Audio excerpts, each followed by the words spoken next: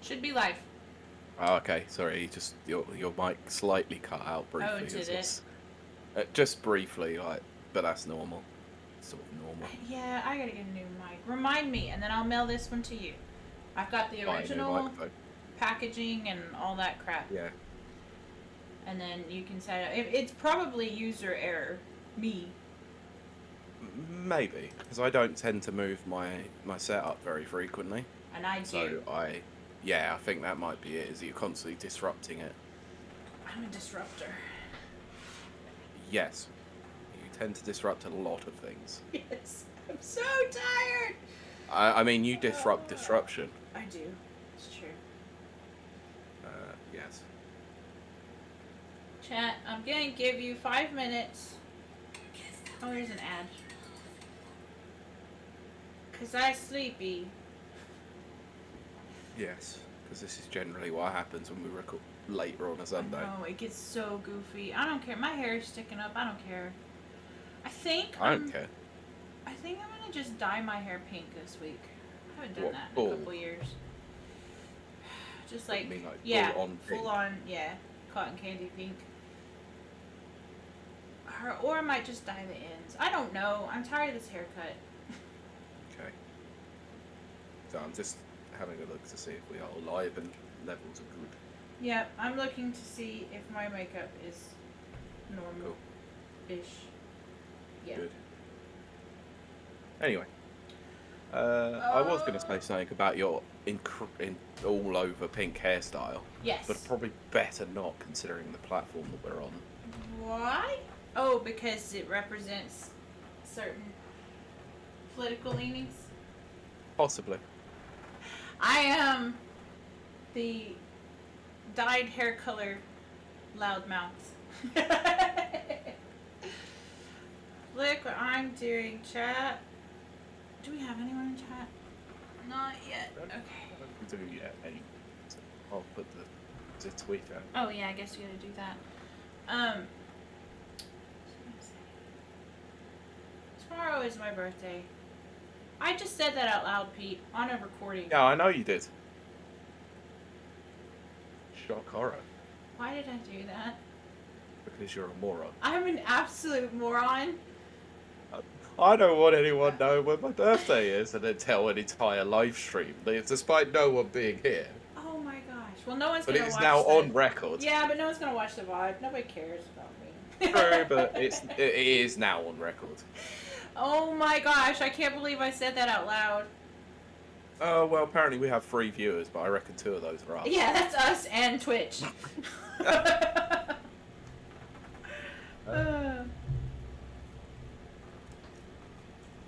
Oh my gosh, I can't figure out. Don't worry, I won't do anything embarrassing tomorrow. Oh great. No, I'm not like you. I won't actually do anything embarrassing because I know you hate it. It's just trying to accept that I'm old. I don't feel old. I don't think I look particularly old. I mean, I don't look, 25 or whatever, but I don't know. Actually, I think I probably could. If I was all dolled up, I probably could pass for 25. But there. Oh my gosh, it's so fancy looking. Look at this, chat. You seen a fancier bottle of Prosecco? Again, I want to say I am not... Prosecco is not my drink of choice. I don't know why it became that. Habit. No, people assume that it is, and they keep buying me Prosecco. I didn't buy this for myself. Drinking it. Oh no, it's because they keep buying me. I didn't buy this for myself. I want to go on record. I did not buy a 30-pound bottle of Prosecco for myself. Someone gave it to me as a birthday present. Oh, okay. Then I can let you off, I guess. Yes. I don't my drink of choice is wine. White or red. No, my absolute drink of choice is rosé. Because I love rosé. It's the best. I am a cheap drunk. Really? Okay, this is probably going to be loud, so cover your ears. Oh gosh, it is going to be loud. I can already feel it. Sorry. Okay, that was pretty loud. Sorry. Nah, it's all good. Huh. Didn't matter to me that much anyway, because I'm not affected massively by huge loud noises. Yeah, I am. I hate loud noises. Oh my gosh, this smells so good. I will say, I've never had a 30-pound bottle of Prosecco, but I have had a 20-pound glass of wine. That was the greatest wine I've ever drank in my life. Again, I didn't buy it. Somebody bought it for me. Ow. Just as long as it wasn't Merlot. No, Merlot's too strong. Are you crazy? Merlot's good, but it's way too strong. Yay! Why do you like Merlot? No, I was actually making reference to the movie Sideways. Oh, see, I still haven't seen that. I need to. Everyone tells me I need to. You suck! I know, everyone's like, you're a wine drinker. Have you not seen Sideways? I don't even drink wine and I've watched Sideways. I've watched it 3 times. I think Sideways to me, like me saying I haven't watched Sideways, is like all of those people in our generation, they're like, oh, I haven't watched Star Wars. It's like, you Oh, yes. dick, Okay. you doing that on purpose. Am I? You've seen Star Wars. No, I have seen Star Wars. I know. I was going along with you and knowing what you mean. Not to say that I ever want to watch Star Wars ever again, but I know. that's another story for another time. I am. Actually, funny speaking about that, right? Because this actually occurred as a conversation at work the other day. Right? Someone agreed with me. That it's over? The fandom is over?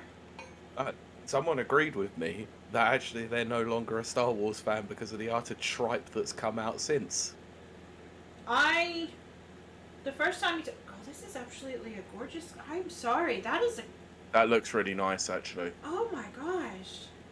This is just good like colour to it. A family friend gave me this. It wasn't like, I mean, that's weird. Now I feel guilty. Hopefully they got it free in their Wine of the Month club. They have a Wine of the Month club, so. You'd like to probably. That's what I'm going to tell myself, because that's actually beautiful.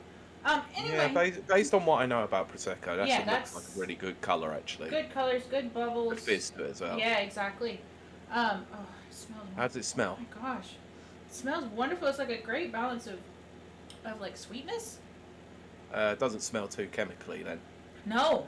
Oh, that is nice. Because that's the one thing that I notice as a non-wine drinker is I can smell chemicals in wine. Ugh, yeah. That's not great. Usually probably the nitrates or something. Yeah, probably. Oh, my wonderful lipstick on the glass. Anyway, this. Yeah, well, it cleans.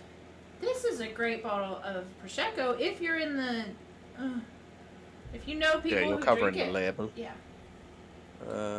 Bottega. Yeah, I've heard of Bottega. I haven't. Again, not a Prosecco drinker. Don't know why they keep buying me Prosecco. Anyone I know. Like, Lynn will probably come over from Texas. She comes over at the end of this year. She'll probably buy me a bottle of Prosecco. It's like, Oh, she confirmed it now this time. Yeah, she's confirmed it, yeah. Hooray! When's she going? September. And I've been looking at, like, ferry prices. As in the ferry that gets me over to Scotland, and then I drive down. Drive around. Drive up and up and down. Anyway, it is ridiculous. So I'm thinking, because I wanted to take Lynn on like a tour of everything and take her over to Scotland and see all the places that I go. Mm-hmm. That's crazy. It is £250 for round trip for one person. If you add a second person to the car, it jumps up to £312. I can hop on a plane to Glasgow at any time of the day, because they run constantly, at any time of the day, be over in Glasgow in 45 minutes for £45 round trip. But to get on a ferry that will take me to a port that's not near anything and takes 2 hours, who wants to be on a boat for 2 hours? $312. No, thank you. Ridiculous. Yeah, you might as well just fly and hire a car. That's what I'm gonna do. And show her around, and then if we do the meetup, the Rapid Reviews meetup. Yeah, I'm working on that at the moment. Yeah. So nobody knows, but I've got show you. Got a list. Ooh. Don't places. look, chat. I've got a list of places where it doesn't specifically say who lives where, but I've got Yeah. places where people have noted where they are, so they can start to narrow it down. That'll be fun. Oh well, it will be fun. It'll be fine. Did you put out a massage? I have not yet, because no, I'm sort of one of those people that doesn't want to be roped into organising this, but I'm keeping my eye on it in case something goes awry with the organisation. But Pete, you're a natural organizer. You literally Yes. are. I'm fully aware of the fact that I am able to organise people and places into in a good way, which means that obviously things happen, because I've proven for 122 episodes I can do that. That's true. The show wouldn't happen without Pete. But that doesn't necessarily mean that. Right. Let me tell you the pain of someone who knows how to organise things, but hates doing it. who always gets roped into organising things. Unlike me, who's not bad happening.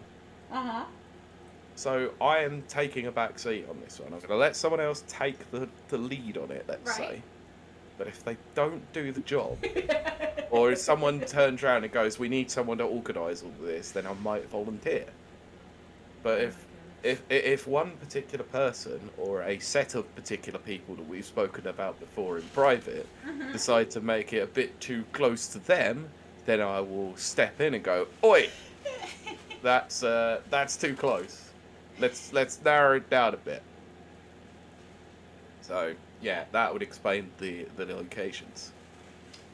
Well, I think that's logical. I can't organize my way out. That's how I work on anything. It's done solely on logic. Yes. Because you can't have personal problems come into an organising of a situation when involving people who have never met each other in person before. Nana has arrived in chat. Oh, howdy. I see you watching. This thing's Yes, I was watching the football today. I wasn't. I was trimming my bushes. No, I am not calling. I'm not calling this episode Kylie continues to trim her bush. Trims her bush part 2. Well, yeah, Also, because these I've things are literally just awesome. remastered that bloody episode. So shut up. But what is that? it is a. It says air purifying, which Air is purify bag, yeah. a stupid name, but it actually, for controlling odors, I have them in my gym, because my gym smells like a gym. Well, no surprises there. Yeah. And they work. I threw one in my car, because my car also smells like a gym. No surprises there also. Reasons. And it worked. It absolutely What, is that by any chance because you've got a treadmill literally mounted in the back of your car? It's a Flintstones car. Nana asked, Kylie, how much of the Halo show have you watched? Oh, don't get me started. Did you? So I know one thing about this one, and I need to ask. So if there are spoilers, I'm afraid to say sorry. You share out luck, really. We'll just say Halo spoilers start here for the Halo Yes. TV show. Okay, so I'll give you 5 seconds. 1, 2, 3, 4, 5. How was John's Mastercock? Oh my gosh. Oh, you know. Now you know. He is. Okay. That man's got a Master Chief. He's Master Cheeks, yeah. Okay, look, I'm not faulting the actor. He's, I guess. He's fine. I guess. Not my type, but hey, whatever. But, look. Master Chief, all the Spartans are known for being virgins, okay? Because of the limitations of their suit. And yes, there is this kind of jokey thing that's not been proven, but that the suit takes care of those needs, we'll say that. So, the fact that they've got John, but it's just, that's not even, that's not been proven. Where does it go? Well, Pete, you should do a deep dive into Halo lore. It's hilarious. I can imagine that suit's a bit crusty. Oh, I'm grossing myself out even thinking that. Put it this way, he does drink his pee. That is canon. Oh, okay, Yeah, cool. I didn't know that we had Bear Grylls underneath the suit. Yes. But, what was I saying? Oh, not only is the premise of him getting going to Booty Town. Getting down. Not only is that premise hard to swallow. I see what you've done there. The fact that it's, again, spoilers for anyone watching. The fact that it's an enemy spy, no, absolutely not. The fact that Cortana watched, no. So Cortana's like the biggest perv in the entire Halo universe. Yeah, they're calling her Cucktana.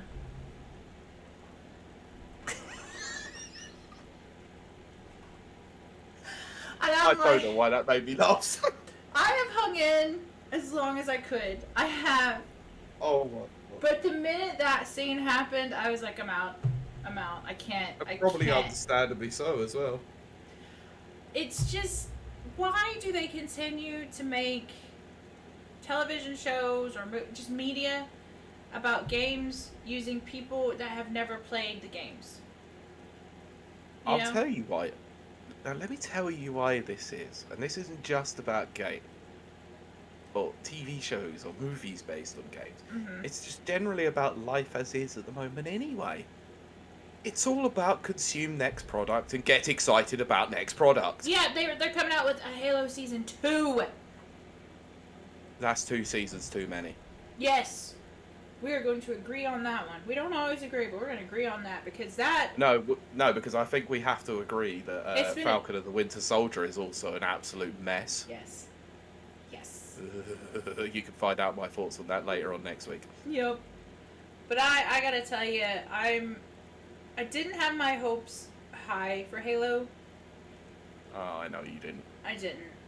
But even this was far below low expectations. Because we had stuff like, there was a Halo mini-film filmed here in Belfast. Yeah, I remember. Yeah, I got to go watch it being filmed. Oh, of course you did. Yeah. And mega fan Kiley was exactly. there, perving up on Cortana.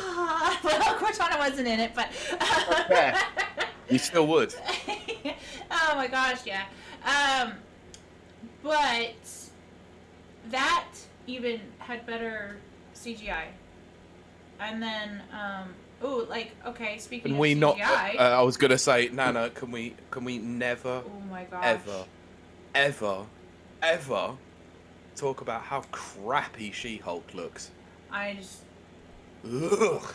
Why can't they get someone like me? Look. I like Jennifer Walters. Jennifer Walters is a very, very cool character. Oh, yeah. In the comics. Yes, in the comics, she's amazing. She's hilarious, beautiful, and muscly. What they have made her is a literal walking stereotype in this freaking show.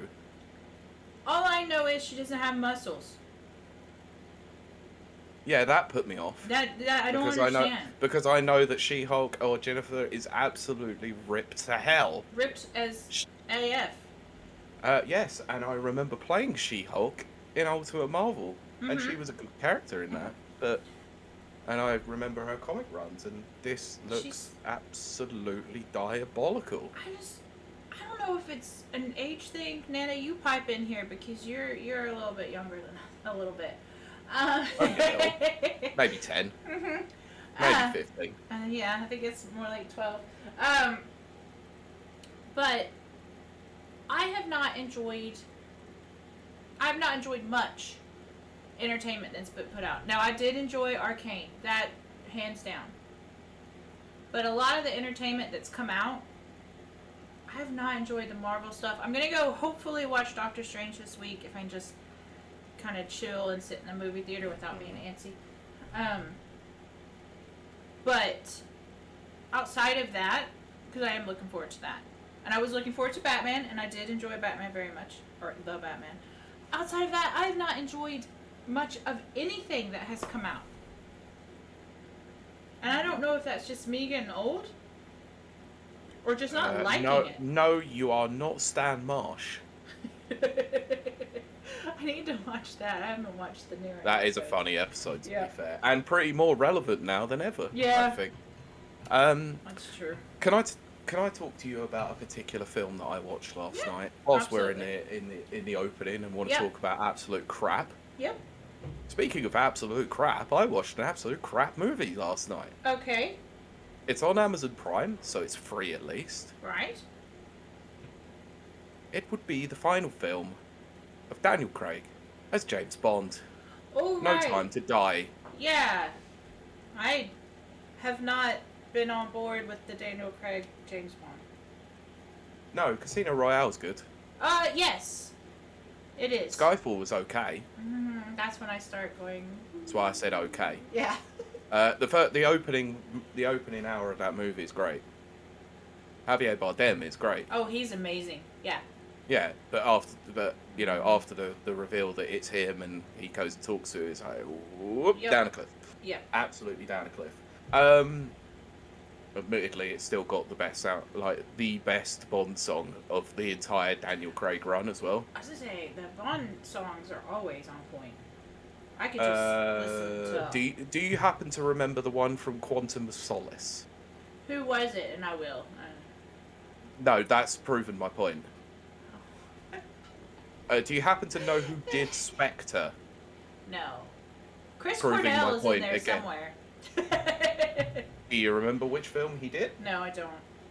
Casino Royale. You Know My Name. Right. Oh yeah, I And it's love that good song. fun. I like all of the Bond songs. I even like Adele's. I just don't know which films they're aligned with. Now that's where Adele did Skyfall, and Skyfall was amazing. Right.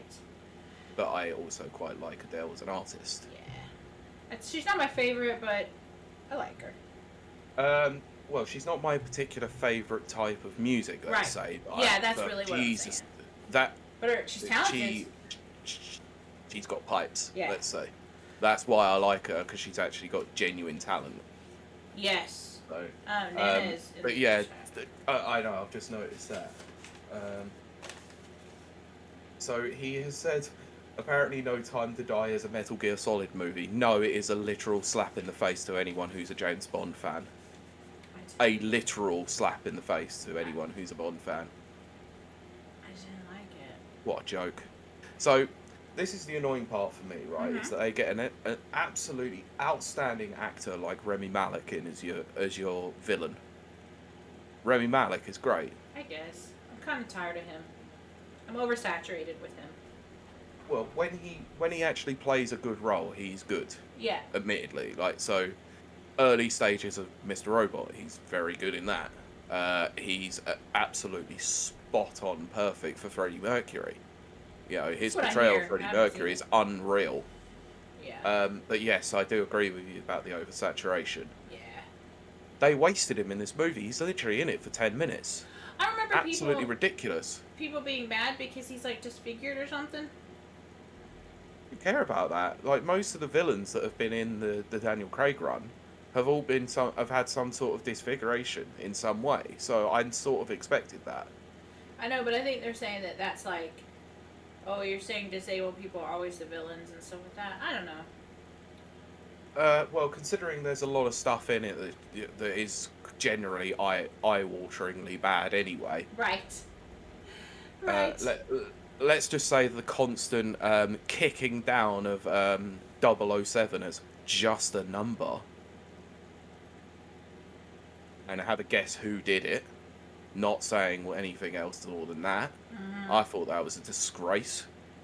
It is literally pooping all over that entire legacy of a character that's like 50 to 60 years old. Well, I mean, he's like unregistered. He's a special agent that is unregistered. He wasn't even supposed to have a number. I know. And I think they had, I forget why they called him 007.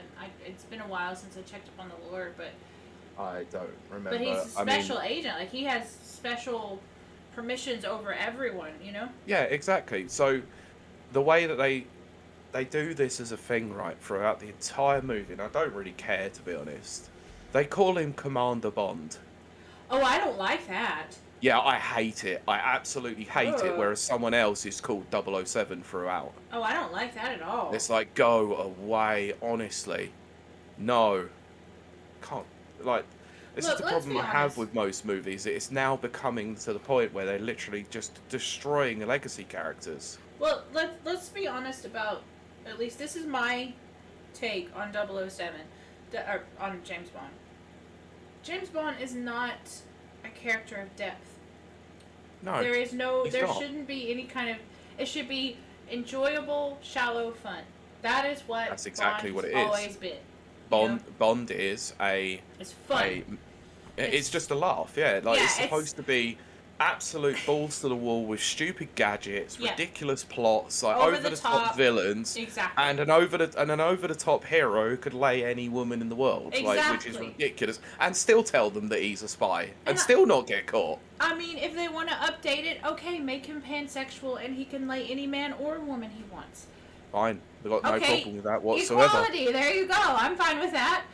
I'm really Yeah, fine but with they're that. doing it in the most lazy way possible. But that's what I'm saying. It's like, why are they trying to shove a message in there? They've been doing that since the Quantum of Solace, trying to shove, like an environmental message or whatever. It's like James Bond is not the format for that. James Bond is empty fun. Yep. We generally use the word vapid. Maybe vapid. Yeah. I think that's good. And I think there's a lot of negative connotations with vapid. And when it comes to There's nothing entertainment, wrong. no. There's Entertainment should nothing be wrong fun. with a bit of vapid, turn Yeah. your brain off, like Yeah, you don't like have entertainment to. for a couple of hours. Oh my gosh, we are assaulted 24/7 with serious news. The news cycle and all that. Like, I go on Twitter Yeah. and I want to just like I want to escape. push a pin in my eye because it's just constant. It's okay to take a break from that and have empty, Yep, stupid fun. I love stupid fun. I love stupid. Yep, I want my my escapist form of fun to be escapist form of fun, nothing Yes, more, nothing exactly. less. Exactly. I don't understand why we need to bring politics into everything. No. 'Cause it's already depressing enough. Let's laugh and have a good time. Yep.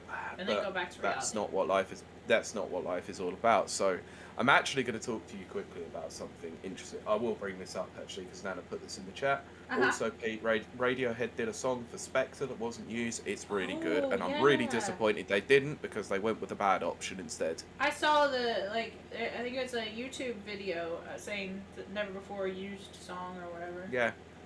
So the Spectre song, I'm going to tell you, was done by Sam Smith. Oh, right. Okay, yeah. And it is so unrecognizable don't that I didn't remember it. even know it was Sam Smith at first. Oh my gosh. But I mean, I just... Look, I'll be honest here. Sam Smith, not a fan of his music. Could sing, hit or miss, but hit or really miss. not a fan of his music at all. I like that first song that was his hit. The Whatever one that was was. played literally everywhere for months on end that That became one. very dull and repetitive after Yeah. about 5 minutes. It was like very That one. heart-wrenching and all that kind of Yeah, stuff. But I know then what you mean, yeah. I tried to get on board, but and then he lost a bunch of weight, and I don't know.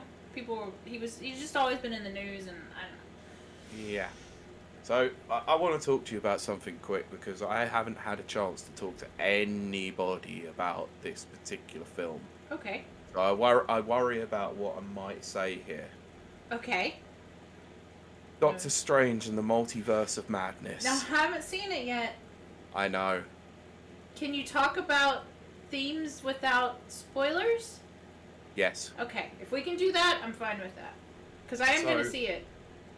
I put in our chat, if you remember, when a young Mr. McGinn had decided to ask me about it, Yeah. and I said, I'm in two minds. Yes. I am no longer in two minds about this film. Okay. At all. I am very much centered on the fact that I think that, despite my loyalty to said character, Mm-hmm. this is an aggressively bad movie. Really? Aggressively bad. Is it a Sam Raimi thing, or... No, from what I've heard, Sam Raimi had very little impact on this movie. Oh, that's not good. And the 6 weeks worth of reshoots when he came in as director were apparently a big problem. Oh, that's not good. The fact that now every single Marvel film finishes with a Kevin Feige production is now becoming the big problem with the MCU. Oh dear. Oh dear. And don't you worry, I will be mentioning a lot of this on the Never Watchers when it comes to that point. Because of anyone out there, I would think that you would have the. I mean, everyone's entitled to their opinion, but you would have the most accurate opinion because Doctor Strange is your character, that's your movie, you know. that's why I've been split in two minds about it for so long, because loyalty aside, I wanted to like the movie. Yeah. I really did. Like, I know that about you. I felt there was some things that were done really, were done quite well. I wouldn't say really well. I would say Benedict Cumberbatch has finally come into the role. Finally. He's good. Now there, and That's I'm really good. pleased with his portrayal. But I'm afraid to say it's another situation with an MCU Phase 4 movie where the main character is a literal passenger in their own movie. Yeah, I have not enjoyed that. I will, like I said a while ago, I have not enjoyed an MCU movie in a long time. No, neither have I. Like, I'm trying to rack my brain. I couldn't even tell you the last one I enjoyed. I can't obviously go into too many discussions about Shang-Chi because I haven't got to that point yet in the MCU, but Shang-Chi was one of those movies where I felt that was the case. I am still looking forward to Thor, Blood and Thunder. Love and Thunder? Blood and Thunder. Love and Thunder. Love and Thunder. Blood and Thunder, I think, is what the orcs say in Warcraft. It is, isn't it? Anyway, but I think I kind of like the idea. I think they CGI'd Portman's muscles. Of course they did. Which is kind of cool. As long as she has muscles, I don't care. But, yeah, I don't know. I think it's going to look a bit out of place, if I'm honest. I mean, I'm going to see how they do it. I did not I did not care for the little blip they showed with Guardians of the Galaxy, you know, with him. Oh, with Quill and Drax. Yeah. And then I have to say that's probably going to be my most hated part of the movie, despite liking the Guardians the most. Yeah, I'm like, I don't know how I feel about this, but yeah. Oh, Nana, you said of course they did, but I don't know what that's in response to. Probably the fact that Strange is a passenger in his own movie. Or they enhanced Portman's muscles. Oh, and she's just all too that tiny. too. She's too tiny. Unless she. It just doesn't. That's what I mean. It just doesn't look right to me. Like, it just looks like it is CGI'd on. Yeah. Because the rest of her frame is just so small, like that. Higher, big so girls look, right, with you can muscles. see. Okay, look. So I'm not a female. Oh man. But I have got wide enough shoulders. Right. Yeah. Look. I haven't got muscles, unless I do that. Yeah. I'm surprised that I've still got that because I haven't lifted in ages. So. Yeah, but I was gonna be very, very. I was gonna say, but you're a dude, blah blah blah. People would kick me in the face for that, but. But I mean. But anyway, yeah, like you can't just go and CGI muscles onto someone and make it look natural, because you have to let the rest of the frame actually be natural then. Well, exactly. Like, if you stood me next to Natalie Portman, you would die laughing. I'm just under 6 foot. I do not need to see like someone next to a real female who lifts just to show that. I think it shows enough. That's what I'm saying. She's like 5'4", 5'5". She's tiny framed. And it's like, please, just get some actual muscle women. I'm not doing the whole real women. There's no such thing as real woman, blah, blah, blah, or real men. I hate that descriptor. Yeah, it's stupid. But there are women with muscles. And there's short women with muscles. If you want to use a short woman, okay. You know? We know! Howdy, Brent. We haven't officially started yet. We were talking about ladies with muscles in comic book movies. Yes, so we were talking about bad movies generally anyway. Yes. So. But yeah, it's just... Oh, a spider is dead on my desk. Where did he come from? Oh, very nice. Aww.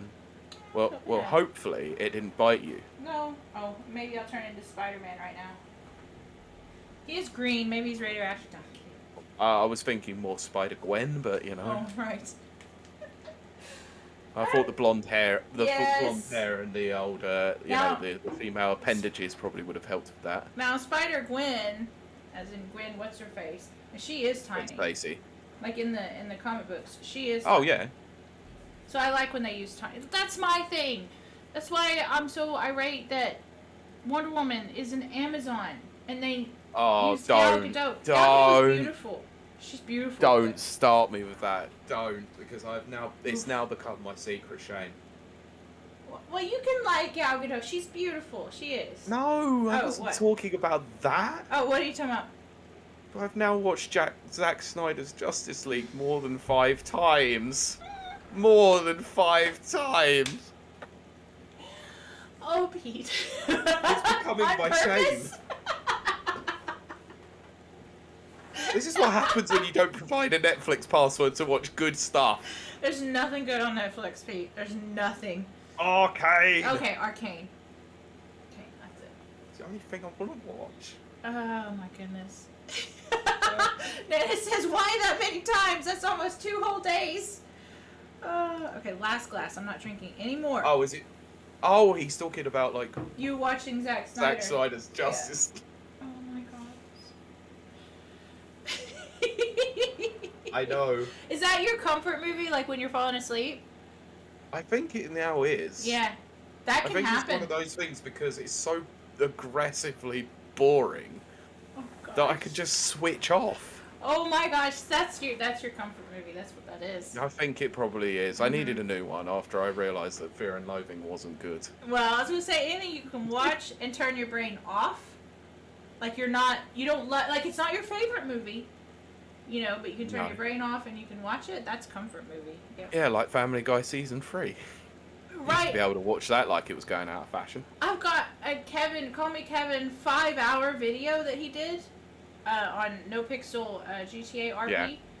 It's a 5-hour video, and I just throw it on, and yep, it's in the background. I'm kind of the same as well when it comes to YouTube stuff. Is the Smash Brothers documentary that's like 4 hours long. I can watch that like all the time. Similar thing is, I know this sounds weird, right? And this is like really stupidly old content. Right. But I could go back and watch, I don't know if you ever watched it back in the day, but when Marvel vs. Capcom 3 was out and Ultimate Marvel 3 were out, the fighting game dude, Maximilian, did a series called Assist Me. Oh my goodness. Which is basically like a breakdown of characters, like tutorials. But there was a story involved across the whole thing, and it was actually quite interesting to see. So I went back and I watched all the Ultimate Marvel ones when he's revealing all the new characters when he partnered up with Capcom to do them. Oh, that's cool. And my god, they're a trip down memory lane. Aw, yeah, I like I then decided to put on the LeFaro Phoenix Wright tutorial for the 20th time because I really don't know how to play that character at all. Oh my goodness. Yeah, and it says Max's stuff is really cool. I really liked his old stuff. I'm not quite sure about his new stuff, to be honest, because I think it was about 3 odd years ago, that maybe more than that he started just streaming more and basically just using the archives as content. Right. And I just felt it became a bit too lazy. Yeah, that can happen. Whereas his actual original content, like I said, with Assist Me and stuff like that, was actually really well done. Should we start show? Like I said, each their own. Yeah. Yeah, I think we might have rambled for long enough, but actually, should we ramble a little bit longer? I need to just do a quick test record. Yeah, I'm happy to ramble, even though I'm so tired. But yeah, I mean, I can't see this one going on for this is not gonna last, because I'm gonna be like snoring on my desk here in a second. Yes, I also want to talk about half the rubbish stories that we've got in here. Yeah. There's some good let's be honest, it's not a great week. No, because there's a lot of other stuff in the news cycle. Okay, 2 secs. That's what they all say. That was not what I was supposed to say. I was going to say that's what she said, but I'm tired. Anyway, Chad, how are you guys? As Pete is doing this recording, I'm so tired. I have been working in my garden all day. All I heard of that was hand movements. And I'm so tired. I've been watching media training videos, and you're not supposed to do this ever. I was gonna say also, chat. Please tell me whether my impression's spot on, because I felt it pretty much was. Ah. Nana says, I haven't seen any of the stuff this week. Quote, uni work, so this week. Oh! Ah, okay, the news has Nana, been... are you in finals then? That's everyone I know that's in uni and / college, as we call it in the US. They're all doing their finals. It's the old finals week. Yeah. See, I did not go to my last semester because I couldn't afford it. So we had like normal finals, but I never had the big final. So that's always kind of mind-blowing. Yes, I'm doing my finals project. Lol. Oh, well, good luck on that. I know those are tough. One day I will go back and finish that last semester. I don't know why, but I will. Eventually. Just to say I did it. I did it. I did it. Oh, God. Yeah, so back to media training. You should never talk with your hands. And sometimes you will see politicians doing this a lot because they don't have media training. You should always... Because they're also not very trustworthy. It's true. This is a distraction. That's to keep Really? you from paying attention. I really didn't know it was at all. But you should always, if you're going to talk like this, you should do this and use your head to speak and to acknowledge things. Really? I live such a boring life.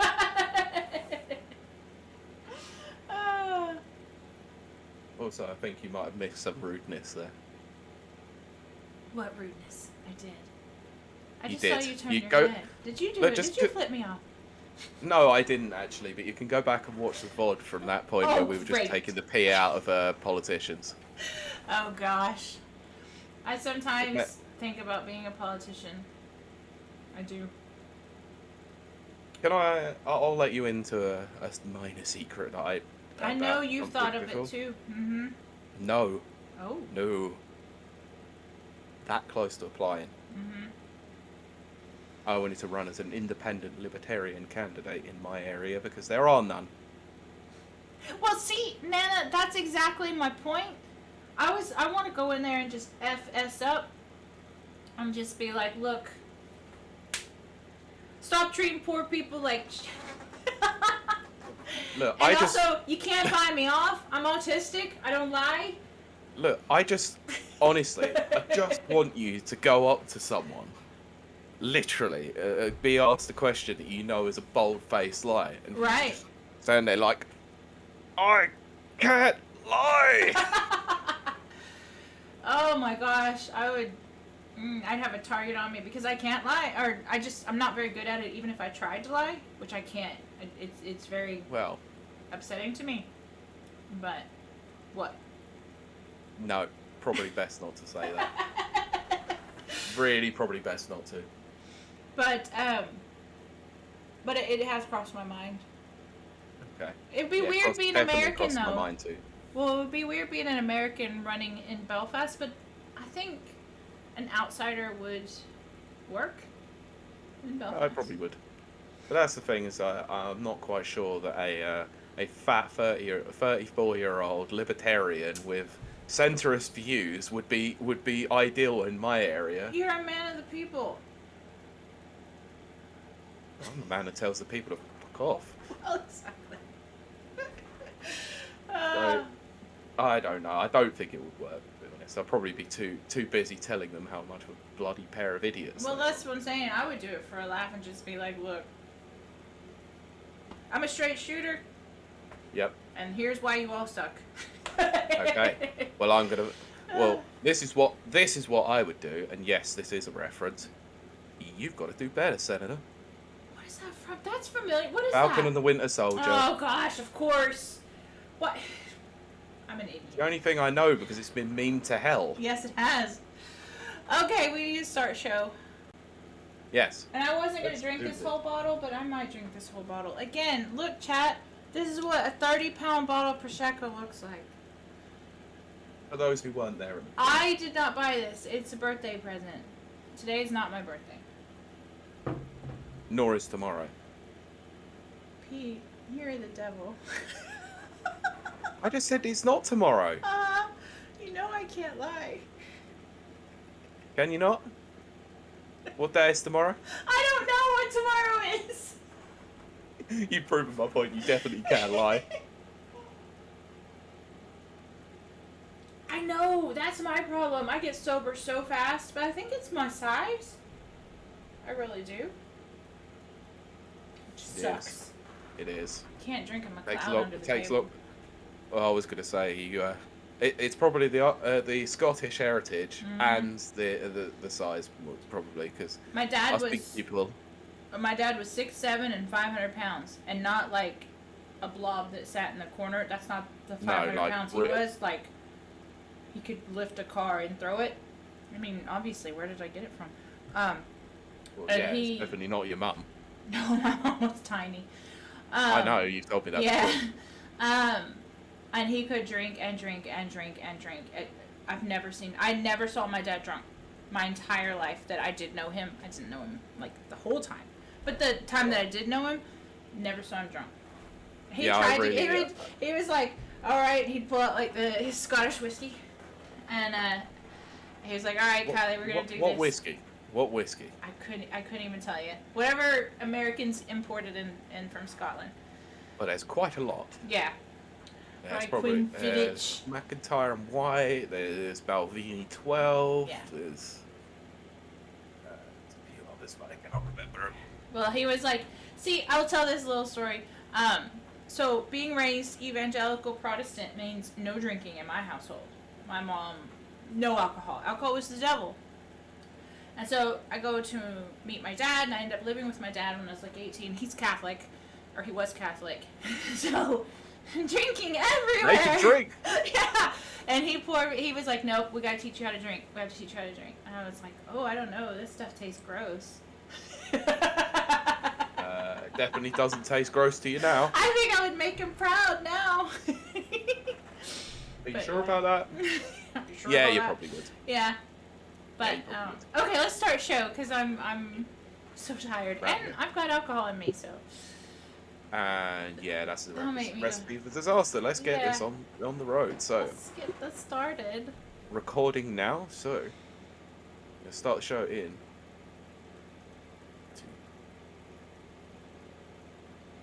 Welcome, welcome, welcome to Rapid Reviews Radio, episode 122. This is a podcast. I forgot to put podcast on the end of radio. But I am your co-host, Kiley Wilde. I am joined by my ever-present co-host, Pete Beckett. You see what I have to deal with every week now. Hello, everyone. Every week. We are coming to you, not live, unless you're over on twitch.tv/Rapid Reviews. But we are coming to you in your ear holes on a Sunday night. That's not true. I literally invade every single person's podcast feed and talk to them personally. Every week. Oh my gosh. Well, according to my friends in Texas, you have a fabulous podcasting voice that they fall asleep to. So there you go. Take that as you will. With my shrill voice. That is an insult, and I'll have nothing of it. You're telling me I have a boring, monotone voice. Oh my gosh. I kid you not, though, Pete. When I was in the hospital, I had to stay in the hospital for like 2 years. I literally would go to sleep by the shipping forecast on the BBC radio. I mean, that's enough to put anyone to sleep, to be fair. It was so relaxing. I loved it so much. I've never listened to it since then, but for 2 years, every night, shipping forecast. You know that people tend to either listen to ASMR or ambient sounds from the wild. I do like it. Now, yeah, I'm not a fan of ASMR, certain ASMRs, but I love ambient sounds. Oh, the ocean waves with seagulls cawing. I love that. I can listen to that forever. A stream flowing through a forest. I mean, I do have to get up and pee, but I still love it. And yet I was kept awake by thunder and lightning most of the other night. Oh my goodness. So weird. Like, that doesn't happen here. I don't think our listeners quite understand that. In the UK, that's not a thing. Thunder and lightning. Very, very frightening. Oh, it is. It definitely happens. But it doesn't happen very much, or at least in... Not frequently, no. I was going to say over here in Ireland. Now, see, in Texas, it happens all the time, constantly. Well, yeah, because of the hot climate. Mm-hmm. That hot air, hot air and cold air, I said hauled, meet, and boom, thunderstorms. Yeah. Thunderstruck. So today's... damn it, I missed my opportunity for a joke. Go for it. What were you going to say? All because I was trying to remember his name. I was gonna say, oh, that hot air coming from Ted Cruz probably helps. Oh, that was good, Pete. That was good. I just annoyingly Late on the delivery, but it was good. Because I had to remember that bloody idiot's name. I'm proud that you remembered an American politician. That's pretty good. I can't even. Well, I know one other. It's called Sleepy Joe. Oh gosh, yes.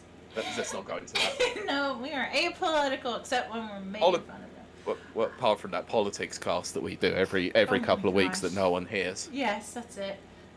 I really do want to start a political podcast, but it wouldn't be I'm out. I was like, it wouldn't be like an angry yelling one, and that would be pre-recorded. But anyway, that's boring. Sorry, people out there listening to us. It is a late Sunday. I'm so tired, but I'm like a good tired.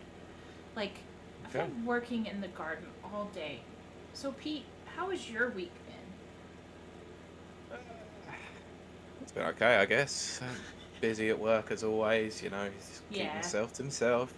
Had a nice weekend, I guess, with the nice weather. Played golf first thing in the morning on Saturday with my dad. Ooh, right? And ever since I started playing golf a few months ago, I've been striving for something, so I've finally seen an improvement. I scored my first par. Oh, very good. Was it on like a difficult hole? Par 4. Nice. So, yeah, I played 3 excellent shots to get to the green. Oh, that's good. I'm so annoyed I missed the par. But you got one, so that's good. I did. I can't complain at that. No, that's good. Obviously, I didn't beat my dad, but that's sort of to be expected. He's been playing longer than I I have. was going to say, golf is one of those sports that's definitely down to experience. Yeah, the more you play, the better you get. Mm-hmm. Exactly. But then, like, it's a really weird one, actually, because obviously you play one week and you have, like, a really good game, like, off the tee or on the fairway, and your putting sucks. But then the next week, your putting might be amazing, but everything else sucks. And see, don't you have It's a weird one. Don't you have to take, like, wind direction and all that stuff into account? Oh, yes. We had a very windy course yesterday because it was right on the top of a hill. Oh, nice. Yeah, exactly. Yeah. It does help sometimes, especially if you manage to hit left to right like I always tend to do. Right. I'm literally the Donkey Kong of... for anyone who's played Mario Golf will definitely know what I'm talking about there. Oh my gosh. Yeah, I am the Donkey Kong of the golfing world. Oh dear. Well, to bring it back to video games. Yeah, exactly. Well, actually what I was thinking this week, as a matter of fact, I kind of thought about taking up, like, there's this thing called clay pigeon shooting. Oh, do it. It's amazing. I'm thinking about it, and it did make me think of duck hunt. But talking about, like, the wind resistance and all that kind of stuff, I just have this feeling that I'd be actually really good at that. And target shooting. I'm not a fan of guns. With these... okay, it's weird that you say that. Because, I've played sports forever. I played sports forever without glasses. As soon as I got my first pair of glasses, I couldn't catch an American football. Couldn't do it. I was like, what is wrong with me? Took my glasses off, told the coach, like, wait a second. Took my glasses off, put them to the side. Caught every pass she threw me. And she laughed and everything like that. So, my eyesight with corrective lenses on is actually not good for sports. Okay. It's weird. Basketball is the same thing. Have Fair to enough. take them off. I'll provide a link to you to a show that I watched last year, where one of the guys was doing clay pigeon shooting. Ooh. Who's got a lazy eye like I have, and was actually pretty incredible. Oh, that's awesome. What's funny? Bringing up lazy eye. So I went to an eye doctor. Hold on just a second. No, I'll do that later. Anyway, rearranging some Twitch things here. I went to an eye doctor last week or the week before. I don't remember because time runs together for me. In regards to like my eye thing, is Twitch still running for you, Pete? It's like it. Okay. The first thing out of his mouth hole was, "Do you have a lazy eye?" And I was like, "What? Couldn't you tell that?" He's like, "Well, the way that your eyes are, come to find out I have one eye that's different." He's like, "They react like a lazy eye." And I was like, "That's very interesting.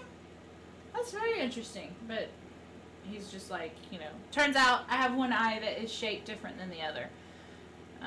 Which is funny and weird. Well, let me just tell you this. I'm sure you guys definitely will be able to tell any time that I may have been drinking. I was gonna say, so Pete and I have been friends forever at this point. The only time I've ever noticed, because I never noticed, I'm an idiot. Things go over my head all the time. Was Pete was completely altered. And then that's when you told me. And you could barely see that. No, I mean the fact that my eye was barely even open, probably. Yeah, it was barely open. It was just like both of them were just slits, and then you were like, "Yeah." So, and then you said it, and I was like, "Oh, okay." I think ever since then you've known. I know, but I don't. I'm so unobservant. It just goes whoop. No, that was more of a state for the audience who happened to see it like a late, it's either a really late night, or it might be altered in some way. So it's like me and my Texas accent. Your lazy eye and my Texas accent, they're the same. Yes. Oh yeah, definitely. Oh, definitely, yeah. Oh my gosh. Speaking of things that are like Texas, I have no idea why that's not even a segue. I was gonna say, how are you gonna be creative with this segue? Definitely no creativity whatsoever. Unless you want it. No, I'm not even going to try and attempt to merge these ones into some kind of news story at all. So, in case you haven't realised, we're doing news this week. Yeah. News. We had a big one last week, obviously. Please go check that one out. Yeah. To the face. But yeah, I am actually just going to call the episode that because I'm being. Might as well.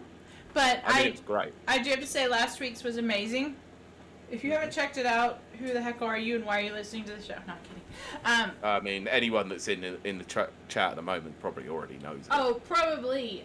But we got not just an insider view of game development, which we will go into more in future episodes with them. But they also worked for other AAA companies, and it just really, I was fascinated. I was just like, yes, tell me more. Yeah, I didn't talk that much because I was so fascinated by what they were saying that we only interjected when we wanted to. There you go. There's a good selling point. Pete and I did not talk much through the whole episode. There you go. If you hate hearing our dull voices, then that's a perfect episode for you to get involved in. Share with your friends. Good. It was a great episode. But this week we're doing news. So Pete. Because we also have an announcement at the end of the episode too, so stick around.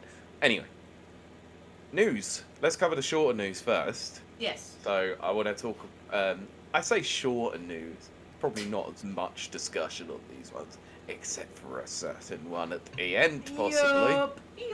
So, let's talk Mediatonic first of all, shall we? Yes. You know who Mediatonic are, or the Tonic group that were acquired by Epic Games that create Fall Guys. Yes, and if you aren't playing Fall Guys, what's wrong with you? Yes. So it was revealed in a live stream that Fall Guys is due to go free to play alongside its Switch and Xbox releases in June.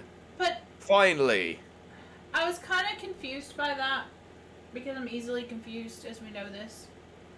No surprises. Yeah, and then I remembered. Oh yeah, I bought Fall Guys. Like I totally forgot. Like I have it on Steam. I totally forgot that I bought it. Yep. And because it just feels like a free-to-play game, if that makes sense. Oh, it does. Yeah. Yeah, I mean, with the amount of like season passes, Exactly. like monetization options in it, you would sort of expect it to be a free-to-play game. Exactly, and I did. So, Yeah. So I think my message that was on the Discord when it got revealed, thanks Nana for that, was that I think it was, oh, I'm so glad I did only pay 10 quid for this Mm-hmm. rather than the full price. So obviously, any of those who had it on who were on PlayStation Plus subscribers at the time when it was released got it for free as well, which is a great option. But as a result of it going free to play, there might be a lot of people out there who might be a bit annoyed by this. Right. So let's read through the story and find out whether or not they've done anything to make those people feel good. Let's find So, out. coming from VGC, once again, it's another one where I've sourced VGC for all our Well, articles. they're reliable. They're reliable until they do something stupid. Yes. Fall Guys will be going free to play on June the 21st when the game will be released for Nintendo Switch and Xbox consoles. The title will also be released by the Epic Games Store on the same date. I'm surprised it wasn't already on there. Yep, and isn't it cross-platform, or is that coming later? We'll get to that. Okay, sorry. The news was leaked via an in-game video in Fortnite shortly before its announcement during a live stream. Fall Guys will support cross-platform play and cross-progression on all platforms. That's the important bit to me. The cross-progression is the important Oh, yes, bit. because I want to own the Switch version of this and play it on the go. Yeah. So existing owners will receive a free Legacy Pack when the game goes free to play. It will include Nice. free costumes and access to Season 1's new Premium Season Pass, which will run alongside a free Season Pass. No surprises there. So, Right. clearly Epic heard everyone, the potential for people to get annoyed, and went, nah, let's not give them a reason. Yeah. I mean, let's not say that Epic are the good guys in this one, but... Oh my gosh. We all know my feelings on Epic. Oh, we did a whole dramatic reading on the whole thing, so let's not... Go If check you want to that hear out. about that... Mm-hmm. Yes, you can tell that I might have been going through the old episodes Oh, recently for some have reason. you? Maybe. Can't imagine why. It was also announced on Monday that a new mode enabling players to create their own Fall Guys rounds is in development. Hey, it's about time. Yeah. Although it is not planned for release in the near future. Epic acquired Tonic Games Group, the parent company of Fall Guys developer Mediatonic, for an undisclosed sum last year. Yes. Not going into that because that's all spill and not relevant to the rest of this because I'd already said it was free Yeah. game. Oh, it was free on PS Plus previously. So, what do you reckon? Okay, so at first when I heard it, like I said, I forgot that I totally paid for it. So I was confused for like 2 seconds. And then Yep. I was like, oh wait, I did pay for it. And then I was like, oh, that's Wow. not fair. But then I was like, cross-platform, what is it? Progression. Cross-progression is very important to me. I'm a person who plays a lot of mobile games. Well, iPad, but that's mobile. Yeah. And I love when I can switch from my iPad to, either desktop or very rarely, but sometimes the Xbox or something like that. And my progression is saved.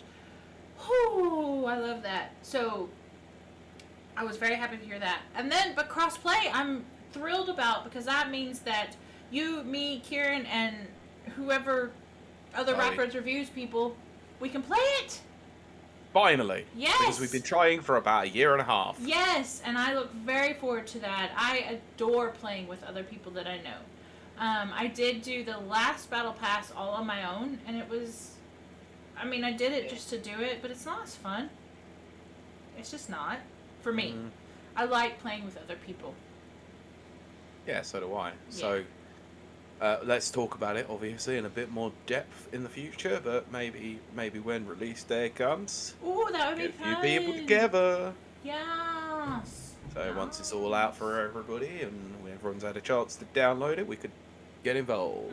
Because I'll probably, knowing my luck, I'll probably play it on Switch and Xbox. Because I think the ease of use for the Xbox version, for Xbox, just for me, really. It seems like we used to do so much more in the Rapper Reviews team, We Yeah. need to get back to that. I'm hoping to. Yeah. I'm going to try and do more. Yeah. So, But anyway. Because I do miss those days. I do. I love it. Yeah. Yeah, the days where COVID was full on in its I grip. know. I know. We had And nobody could do anything. our Fridays. Oh my gosh. It's almost like it was a hostage situation. Yes, but we made the best of it. Yes, we did. But moving So yeah, on. I will get in touch with a few people. Yeah, I would like to do that very much. Keep an eye out for those regular people you know who you are. So, anyway, let's move on to Ubisoft. Or Ubisoft. I'll just read this as is. Yeah. Ubisoft Plus Classic is being added to PlayStation Plus with 27 games at launch. Service will offer 50 Ubisoft games by the end of 2022. So, did you happen to remember that Ubisoft had a subscription service? I always forget until I read, like, Ubisoft's not the only company that does that, but I always forget until I'm reading something and it says, oh, blah blah has his subscription come back. Frick! I mean, it feels like we're just being prescribed all these subscription services anyway at the moment, so... And, it's always surprising, and yes, Ubisoft is definitely one of the ones that I forget exists. So, I'll read through the story anyway. So, Ubisoft have confirmed that its Ubisoft Plus subscription service is coming to PlayStation, with a Ubisoft Plus Classics range coming to PlayStation Plus. Ubisoft Plus is a paid subscription service. Thanks VGC for explaining that, because nobody remembers. Yes. It's a paid subscription service which gives players access to over 100 games, including new games and day one and DLC, for $14.99 per month, or £12.99 per month if you're in the UK. Now. It's €14.99 if you're over a euro.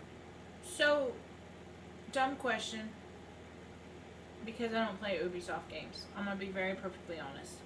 I'm not an Assassin's Creed fan, and Far Cry 3 was terrible. So I kind of stopped. The better of the Far Cries, if I'm honest. Out of the new lot that's come out. Well, that's where I kind of stopped. 4, 5, Primal, 6. I played a little bit of 4, and that was really it. And then, of course, Blood Dragon, which we talked about last week. Well, Blood Dragon's definitely the better because it's not actually a Far Cry game, really. Exactly. But are Ubisoft games on Game Pass? No. Right. I just can't see paying an additional $14.99 for these games. That's just me now. I know there's probably some diehard fans. Okay. Ubisoft has already confirmed that the full subscription version of Ubisoft Plus is coming to Xbox. And now it's confirmed for PlayStation 2. Only PlayStation 2, that's disappointing. For our audience, for our listening audience, that's 2 as in 2. But I don't. Why would you do that if you can get it on PlayStation or Xbox Game Pass? Xbox, yeah. Like, where would you? I don't know. Yeah. Not my thing. However, the publisher will also be adding a number of older titles to the new PlayStation Plus Extra and Premium tiers in a new selection called Ubisoft Plus Classics. It announced on Monday. There will be 27 Ubisoft Plus Classic games. How many times can you say that before you get bored in the article? Yeah. Available on PlayStation Plus when the new service launches, it said, and Ubisoft expects this to reach 50 by the end of the year. So let's run through the list of games that are coming to Ubisoft Plus Classics on PS Plus Extra and Premium tiers. Some people might be happy at this, some people might not be happy, some people might be very peeved because they paid for all these games. Right. Anyway, Assassin's Creed Valhalla. A good game. It's a good game. Yeah, it's a good start. But just buy it. I'm not sure that's considered a classic, is it? Not to me, because it hasn't been old enough. It's not old. Didn't they just release DLC like a few months ago? Yes. Yeah. So it's not really a classic, is it? I sort of Not in my expect this mind. whole classics thing to be like Prince of Persia: Sands of Right, Time and stuff right. like that. Exactly. But we'll get into that in a Okay. minute, shall we? So let's go through the list and stop making judgment and that's coming from me, all right? Yes. So, Forerunner, The Crew 2, Child of Light, Eagle Flight. Yes, I've got my announcer's voice on now, if you Yes. haven't noticed.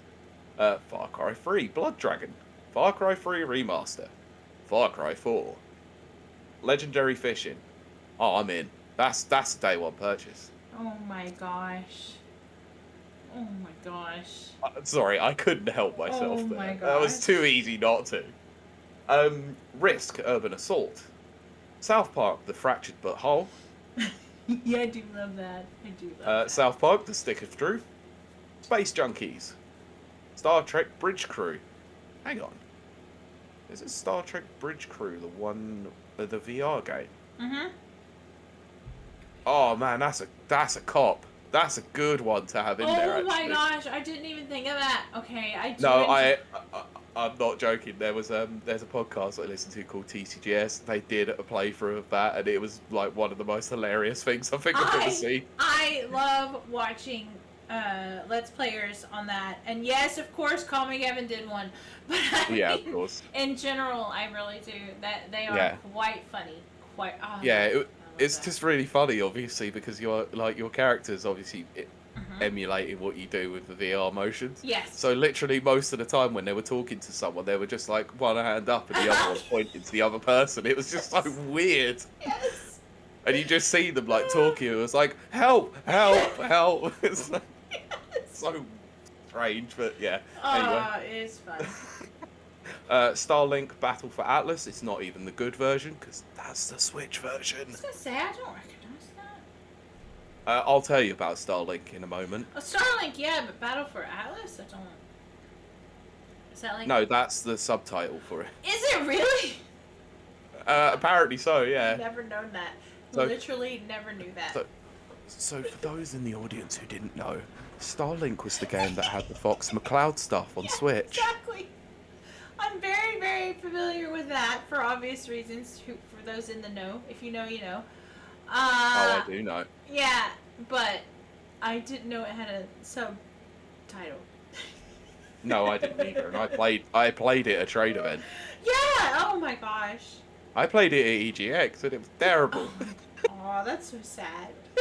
I know. I even got to have the Starlink like ship controller as well, and it was kind of cool. Like Yeah. using it, it was kind of cool, but it was like the game was aggressively poor. So Oh, that's disappointing. yeah, I know. But anyway, Steep, The Crew, The Division. Yeah. I mean, not even The Division 2. I'm so over the division. Oh my gosh. Yeah, but like Division 2 is like the more up-to-date one that people actually play Yes. for a live service game. That is true. Good point. Good point. Well made. Okay, Trackmania Turbo, Transference, Trials Fusion. Oh, I love Trials. I do love Trials. That's taken me back to my very early days of rapid reviews. I think that was the first game I ever reviewed for the site. Is it really? I'm sure Yep. I knew that, but I'm very. It's the Switch version, and it was Oh my bad. gosh. Oh, that's so disappointing. I do love Trials. No, game was fun as hell, but there was so many limits with it, like so many problems. Anyway, Trials of the Blood Dragon. Why does it say Trials of the Blood Dragon game? Well. Trials Rising. Okay. Valiant Hearts, The Great War. Really? The Really? first Watch Dogs? Just the No. first one. The first one, I would consider that a classic, but I mean, you're, it's on the border. It's on the border of being a classic. Just the first one. Just the first. They don't have the second one. that is not the second one that is actually the critically acclaimed Yeah, that's game. the better one of the two. Wow. Wow. Yeah, so we'll get to that in a moment. Werewolves Within, and Zombie Without the U. That has really thrown you for a loop, hasn't it? Zombie U was actually a launch game for the Wii U. Right. I've heard. And they've of now released it on PS4 and Xbox under under Zombie, but it's not Zombie U. Hello, chatter, Latino heat. Howdy. So okay, chat is really going off. Do you want to catch us up on a few things? I am getting there. It's So, Brent has put, I expect a Game Pass / Ubisoft announcement for the 12th of June showcase. Oh, we need to live stream some stuff. I'll be honest, I don't think that's going to happen now with this announcement. Really? Yeah. Okay. I could be completely wrong, of course. So Nana has asked me, wait, Pete, I want to know, did they not put any Rain Man game on this? No, I've read the list. But aren't they staying away from Rayman as a property because of what's his face? Is it Michel Ancel? Michel. Yes. Michel Ancel. Who's now like a farmer or something? Yes, he left the games industry to become a farmer. What a career choice. Don't be sexually harassing females, or you'll become a farmer. Yeah, this is the cautionary tale of Michel Ancel, who developed an icon called Rayman. He also developed an excellent game called Beyond Good and Evil. Yes. Became a serial molester, and then chose to end life as a farmer. Oh gosh. Cautionary tale for all. Do not become a serial molester. Or you'll be a farmer. No, I'm sure you'll be farming for something. Oh dear. So he's also put in block capitals, that and Beyond Good and Evil are the only two things I would be interested in. I actually agree with you there. Beyond Good and Evil, I would love to see a part 2. Yeah. Brent has put, by the way, Game Pass has Rainbow Six Extraction, and we'll get Assassin's Creed Origins and For Honor plus DLC soon. See, that's almost like the only things I'd care about. I don't know. I think. What? So they're putting an Assassin's Creed game on there. That's now 3 games old. Well, yeah. I mean, if I'm honest, I'm surprised they haven't put the Assassin's Creed library on there. I'm not. Remember what they were saying? What was being said last week, when the fact that it's considered one of Ubisoft's premium games. Yeah, guys, you gotta listen to last week. It was awesome. Yes, so yeah, premium games not going to happen, unlikely. I mean, it's quite a surprise that Assassin's Creed Valhalla is going onto this service. To be fair, I would have thought that Ubisoft would have tried to milk it a bit more. But hey. Ubisoft said back, I'm going back to the article by the way, said back in January that Ubisoft's Plus subscription service will be coming to Xbox in the future, but it's yet to announce a release date or the Ubisoft Plus Classics equivalent for Xbox Game Pass. Yeah, this is all guff now, I don't really care. So, don't care. That's all. I'm just going to be outright and say I don't care. I'm always divided with Ubisoft because I think no, look, I'll just be honest. I have not enjoyed I'm sorry, but I have not enjoyed an Ubisoft game in a very long time. I haven't. Until I played Mario and Rabbids. Yeah, that's true. You have said before. Fun game. Very fun game, but that's probably because it's not got the typical Ubisoft jank in it. Yes. So, I mean, there's a season pass for it, so that's janky enough. Yeah, which is weird, but okay. Optional janky. Yes. Let's just say. Optional janky. Oh man, I missed the opportunity to say it's optional cranky Kong. Oh my gosh. Oh, no, because the DLC was actually a Donkey Kong one. Of course it was. Anyway, but yeah, I mean, considering that list, the only things that I'm probably likely to play on it is Rise of the Blood Dragon and South Park: The Fractured But Whole. Well, see, I think we're at the point now Now, I mean, chat, you can totally disagree with me. Listeners absolutely disagree with me. But when it comes to Ubisoft, if there's a game you want to play, you can just go buy it. There's nothing really new out there, you know? Even digitally, games are so cheap.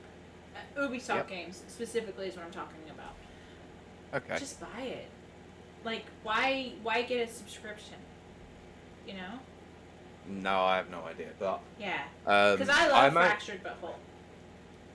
Yeah, see, now, that's the thing, right?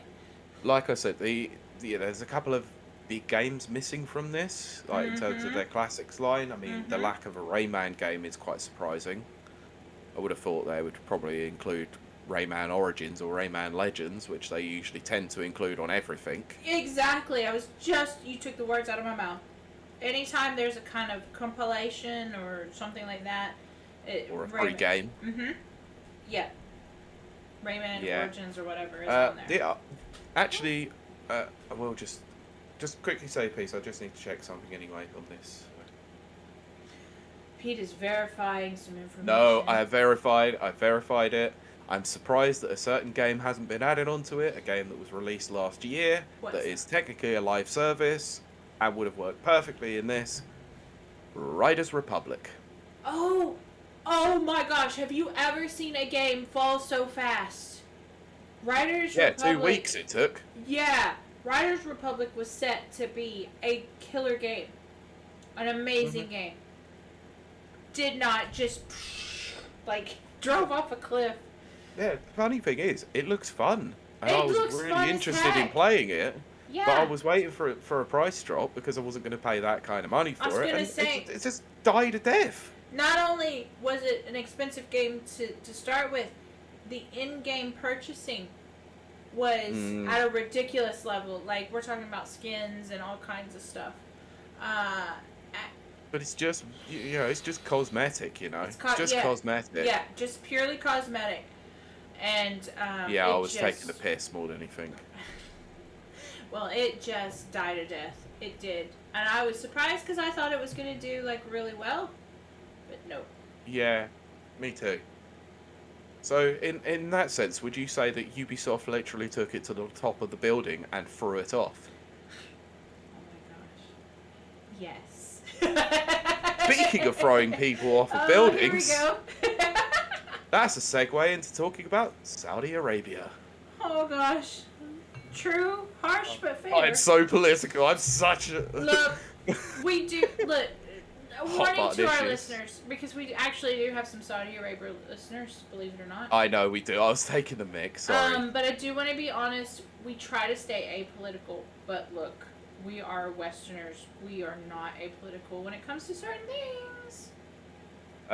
Yes, agreed. I am also going to say that is not indicative of everyone within Saudi Arabia. No. Just the regime itself. No, exactly. That's like America, the U.S. It's like, okay, so the government's crap, but that does not reflect on the individuals. UK,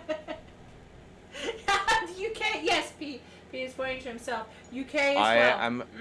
I am from the land of Blighty that once used to colonize the entire world. That's right. I definitely cannot sit here and say that we are the good people, but I am an alright person, I guess. Yes, when it comes to individuals, absolutely. Absolutely. But anyway, so that was the long and short way of basically saying that Saudi Arabia has now invested a 5% stake in Nintendo. Yes.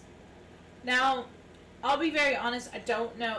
Every business is different. My business is different, as opposed to shareholders and their controlling power is what it's called. I don't know if 5% is enough for voting power. It may Probably not. I don't know. A lot of people are very worried about this, I noticed. But Saudi Arabia owns a lot. We're getting to that. Okay. We're getting to that. You go for it, Pete. We are going to get to that because there's one big company I already know about. Oh, yes, I do as well. But you go ahead. Okay. So I might have popped a message in, and the first thing in the morning after seeing this one, going, "Oh my God!" You did. Kind of like how you did with the whole Destiny, Yes. like Bungie being merging with like It's getting true. bought by PlayStation. And I didn't respond because I knew we were going to talk about it. Yes, but I've also changed my stance on I this knew, based on see? some information that I might have seen I knew and you put would. together. Sorry? I knew you were going to change. Yeah. No, because it's now makes a bit more sense. Yes. So, anyway, let's read through the story. Saudi Arabia has purchased a 5.01% stake in Nintendo, according to a filing to Japan's finance ministry. Mm-hmm. Bloomberg reports that the country's public investment fund, also known as PIF, Right. a sovereign wealth fund chaired by the Crown Prince Mohammed bin Salman. Oh my god, I cannot I think pronounce that's names. pretty Apologies close. for that. I mean, we are. No, I've again, heard it a thousand. I have heard it 1,000 times before. And we are It's just- Westerners, so yeah. you know. Made the purchase for investment purposes. That's where the difference lies, I think. So we'll get into that in a bit more. So the acquisition makes it the 5th largest Nintendo shareholder, according to Bloomberg's data. This is the latest in a series of gaming investments made by the Crown Prince and his investment funds. Last month, through his electronic gaming development company, the Prince acquired 96% of acclaimed Japanese developer SNK, Right. taking over ownership of Fatal Fury, Metal Slug, and King of Fighters. Yep. That's the one I was going to talk about. Right.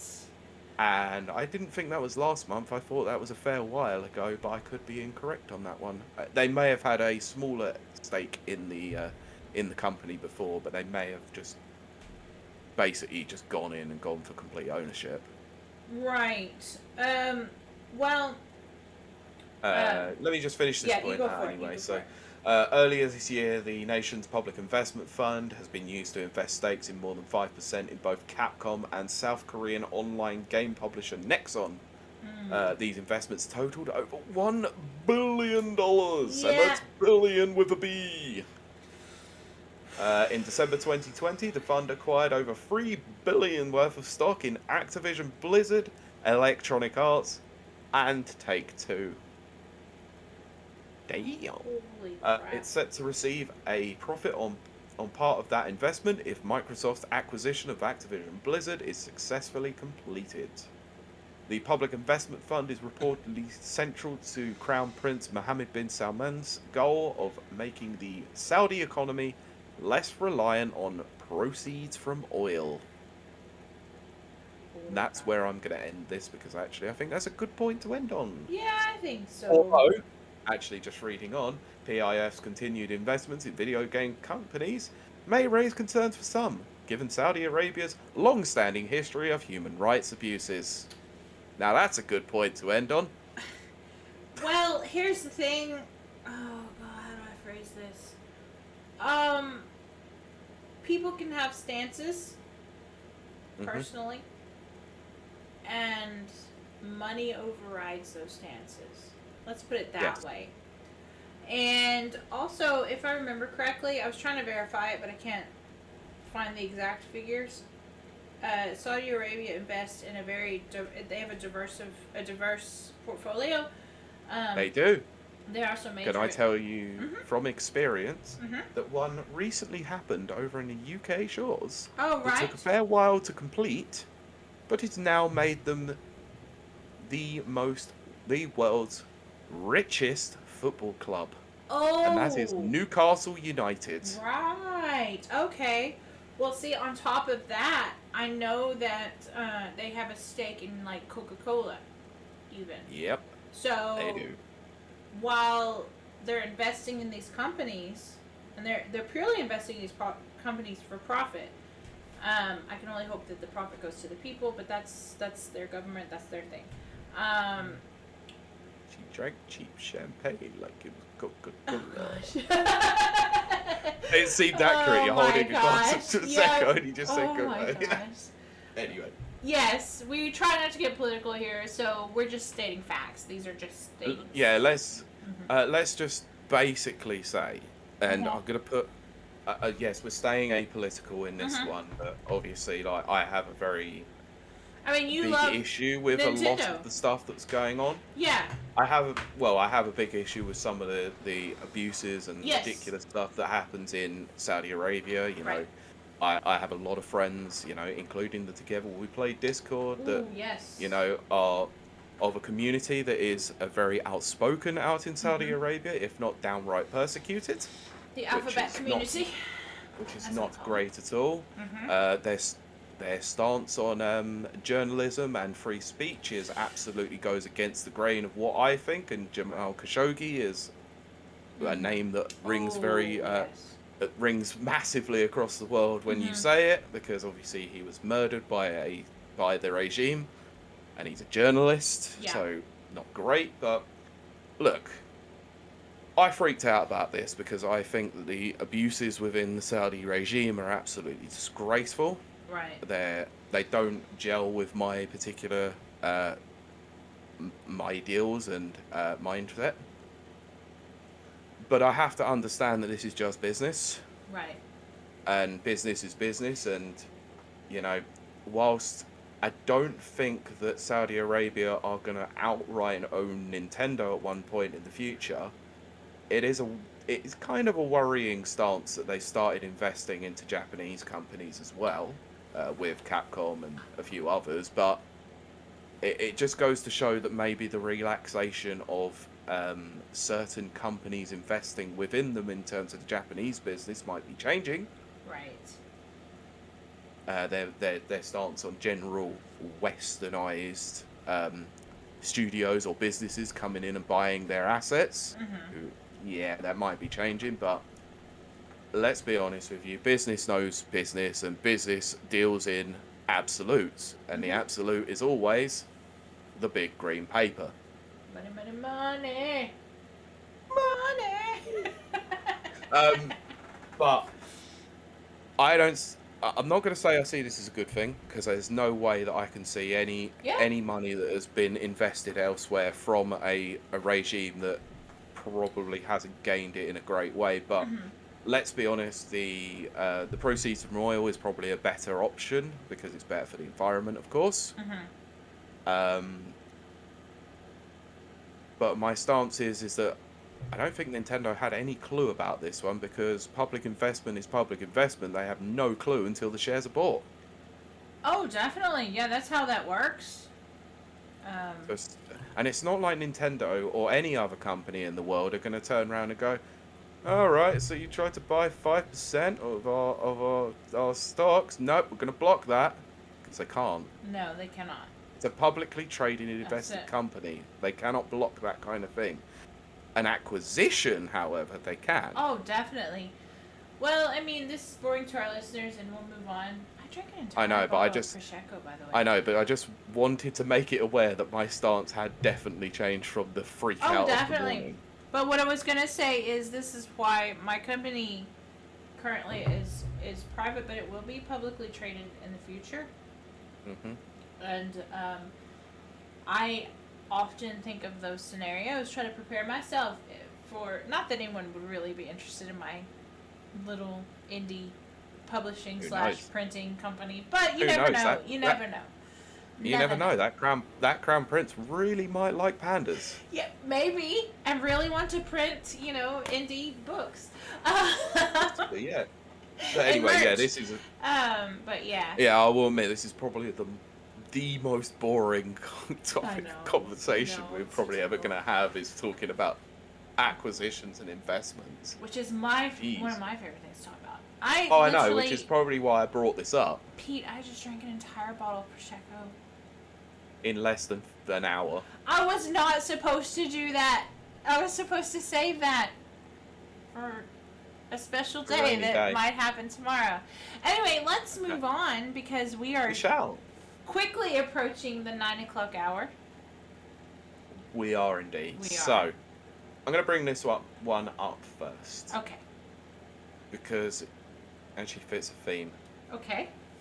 EA is allegedly pursuing a sale and has talked to Apple.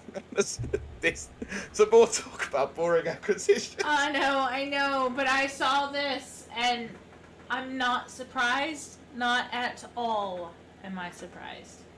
Also, sorry, can I just bring this up? Sure. Nana has said. Also, I think a similar thing happened to Manchester City, put with clubs like that, or it's that, or Americans. You are correct. It actually is a Saudi firm. Doesn't It, the Americans own something? They own a team. Manchester United. Oh, is it? Okay. The Glazer family owns that. Oh. But you also have John W. Henry and his company. I can't remember what sports team he owns over in America, but they also own Liverpool. So you've got a couple of American investors within the That's so funny. within the Premier League. You also have a couple of American investors who invest money into Crystal Palace too. I'm totally up for that when I get rich and famous. Well, please invest money into Crystal Palace so I can have a box there. Thank you. Anyway, a new report claims that the publisher entered into talks about a potential Comcast merger. Yes. Ugh. Yes. Ugh. I hate Comcast. Ooh. Like, why would you do that? Mm. Anyway, let's read into this and find out what's true. Mm-hmm. So, Electronic Arts is claimed to be actively pursuing a sale or merger in the wake of the recent M&A activity. Oh, mergers and acquisitions. Yes. That is what that Why did you? Why? just it just made. Oh my god. Anyway, so in the games industry, such as Microsoft's $68.7 billion acquisition of Activision Blizzard. That's according to a new report by news site Puck, which is paywalled. They have to specifically put that in there, which I don't know why. Well then, surely then you need to link every Bloomberg article that you've ever done that says about paywalling, but you don't. Annoying. Because it's from a site that is not. Anyway, Paywalls which annoy claims me. that EA has been persistent in pursuing a sale and has recently held talks with Disney, Apple, Amazon, and Comcast NBC Universal. It's claimed that the talks with the latter progressed the furthest before eventually falling apart last month, with Comcast CEO Brian Rogers allegedly proposing a spin-off NBC Universal. Proposing to spin off NBC Universal and merge his company with EA. The general terms of the proposal, which lawyers and bankers from both sides negotiated for several weeks, would have seen the Roberts family take majority control of the combined entity, the report claims. In the configuration most seriously discussed, the cousin Wilson. I can't be bothered now. I'm really not interested in talking about this as much as I thought I would be. No. This is lame. So we did have a couple of comments. With EA though, and so this has come from Nana. With EA though, who the hell want them? I agree. Like in block capital. Like they don't even have the FIFA money anymore. With EA, the money will be 100 billion plus. Because how are they going to pay those licenses? Microsoft should just buy them. Now, Kylie, can you tell us? Because a businesswoman, I want to know how licensing really works. Oh, that depends. Oh, licensing is fun. I would love to talk about licensing. It depends on what country you're talking about because it's different for every country. Oh, of course, yeah. Different laws, different. I mean, obviously, FIFA in particular is going to be under UK because obviously. But like EA has built an entire empire on licensing products, you know, from Star Wars to FIFA, as we said, and to just everything. Oh my gosh, I'm just like running through the list. They own licenses for everything. You can build a business on that. But when they sell, they can't sell with the licenses. That's a separate thing. So let's say, in theory, Microsoft bought EA. Well, Microsoft doesn't buy the licenses. No, it doesn't. They only buy EA's original IPs, which is not many. I think they own Maxis, which is depressing. I used to love Maxis. Maxis is the one that does SimCity and all the Sims and all that stuff. EA. Yes, exactly. But as far as like but that's the kind of thing. That's the thing that is spooking investors. They don't want to buy EA because EA is just a product catalog of licenses that they would have to buy in addition to. They'd have to renegotiate all those licenses for the new parent company. Absolutely, yeah, and that's scaring everybody off. They should have made more IPs. I'm sure I had a question, but I cannot remember what the question was now. I interrupted you. No, it's fine. I didn't want to interrupt you. That's why I was going to ask a question, but it doesn't matter anyway. Yeah, but that really is what it comes down to. Like I joke and say Microsoft should buy EA, and okay, I really think Microsoft should buy Maxis, but that was it. Sorry, thank you. Just reminded me of it. Okay. They own one other company. What's that? Well, they own multiple actually that are under the EA banner. So Maxis, They own Respawn. Oracle. Oh, Oracle's their platform, isn't Yeah. it? So yeah, you've got Respawn who do Order of the Fallen. Yep. See, that's what I'm talking about. Star Wars, all of that. But you also have Bullfrog. And Bullfrog, that's a very good. Oh, that's a very good one. So. Screw you, EA. Yeah. That's the thing. Oh gosh. See, EA is a complicated company to purchase. It just is. If I'm honest, Microsoft would be the better candidate to purchase them. Probably would be because they actually have the intellectual capital behind them to actually renegotiate and reacquire most of those licenses for a couple of years. Exactly. And they would probably more likely to be in a better place to be able to negotiate with the robber barons that are known as FIFA. Exactly. I still can't. And I mean FIFA, the actual soccer entity, not the licensed video game. Right. I still can't believe they did that. Stupid. I know, absolutely it really was. Stupid. But bearing in mind that I saw a story based on this that I decided not to include, that apparently Take-Two have been very quiet on that license. Yeah, that's a good point, actually. Please don't. Because we'll have like NBA like 2K22, but just FIFA 2 like 2K23. Oh my gosh. Or 2K24 whenever it starts. It's 2K24, sorry. Let's just admit it's the last year this year. Well, let's just admit, because I feel this very strongly, that sports games, all the sports balls, but also WWE and all of those, they need an overhaul. Oh, the WWE 2K game recently had an overhaul because they actually delayed it by a year. Well, that's good, but It wasn't forced. It was kind of forced upon them. Yeah. But then the company that was making the 2K like wrestling games, Ukes, has now gone over to try and make an AEW video game, and apparently that's going really badly. That'll be interesting. So, yeah. For our wrestling fans out there.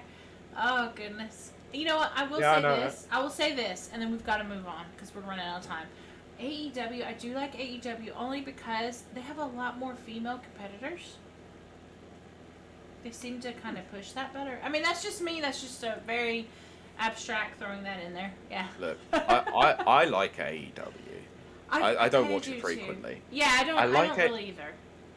I like AEW when I have watched it. Yeah. And what I do like about it is it's basically like watching WWE from the Attitude Era days, and when it was good.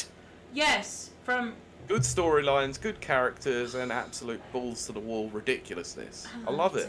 Oh my gosh! See, people don't know that. Well, our generation does. Well, wrestling. Used to our be generation awesome. does. Yeah. Our generation definitely understands it because now everyone looks at Dwayne "The Rock" Johnson as Mr. Movie Star, but I still see him as The Rock calling someone a candy ass. That's right. Oh yes. Oh god, that was such a good. Listen, everyone in our age group, male and female, and in between, and over in abundance, watched everyone watched wrestling. No, you're wrong. Shut your mouth. Like it did not matter. Yeah. Yep. Anyway, I know that's lame. But let's have some positive news for yes, let's do that. And I mean positive for our friends over in the Far East. All right. Well, that's good too. For the first time in 8 years, Xbox has outsold PlayStation in Japan last week. Yes, I saw that. Let's run through this story. That's huge for Japan. Just for editorial reasons, I must add that Kiley did not put this news story in as an Xbox fan. Because it does sound like something I would do. It would be, but I actually collate the news because I'm the only one that seems to work on this podcast. Yes, Pete does all the work. I get drunk and talk a lot. That's literally what I do, Pete. But no. This is what I've said to you, though. You're the talent. Yeah, I'm just the talent. Got to keep the talent happy. That's right. Hell yeah. But to be fair, I saw this story and I was just like, people don't really understand, at least in the West, the implications of that. That's a huge news story.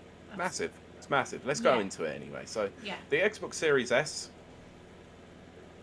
Oh, okay. The Xbox Series S outsold the PlayStation 5 in Japan last week, according to the new sales data. And yes, you can see that my magical assistant Kiley is demonstrating the Series S behind you, as you can demonstrate the PS5 behind me that was outsold. Yes. This is a reason why you need to watch the video. There you go. Great stuff like this. That's my terrible lighting. Oh my gosh. It's not too bad. It's not too bad. It could be better. No, it's just the light. It's getting dark and the light's not on. It's still bright as daytime here. So wait, Pete, I'm going to interrupt you for 2 seconds.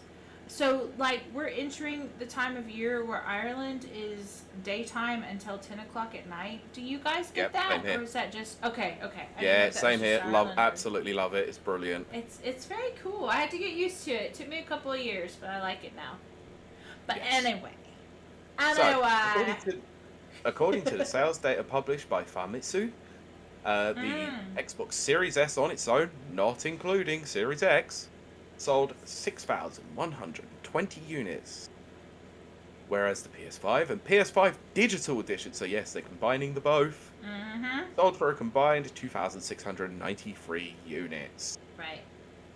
For comparison, last week, the PlayStation 5 sold 49,798 units, where the Xbox Series S sold 10,000. Wow, okay. There's clearly an error on this article because it's only 1,000. Yeah, I think there's an error there. But they've got a comma in between the 1 and the 0 and the 00. So that's not big. I think that might be 10,000 to be honest. I think that's what that should be. Yes. Yeah. Which appears to suggest that, like in many other parts of the world, the sales fluctuation is due to availability of consoles. Similarly, the Xbox Series X sold 3,508 units last week compared to only 105 this week. Well, I mean, if I'm honest, first and foremost, yes, this is a big story. This is big for people who don't know, for an Xbox to outsell a PlayStation in Japan.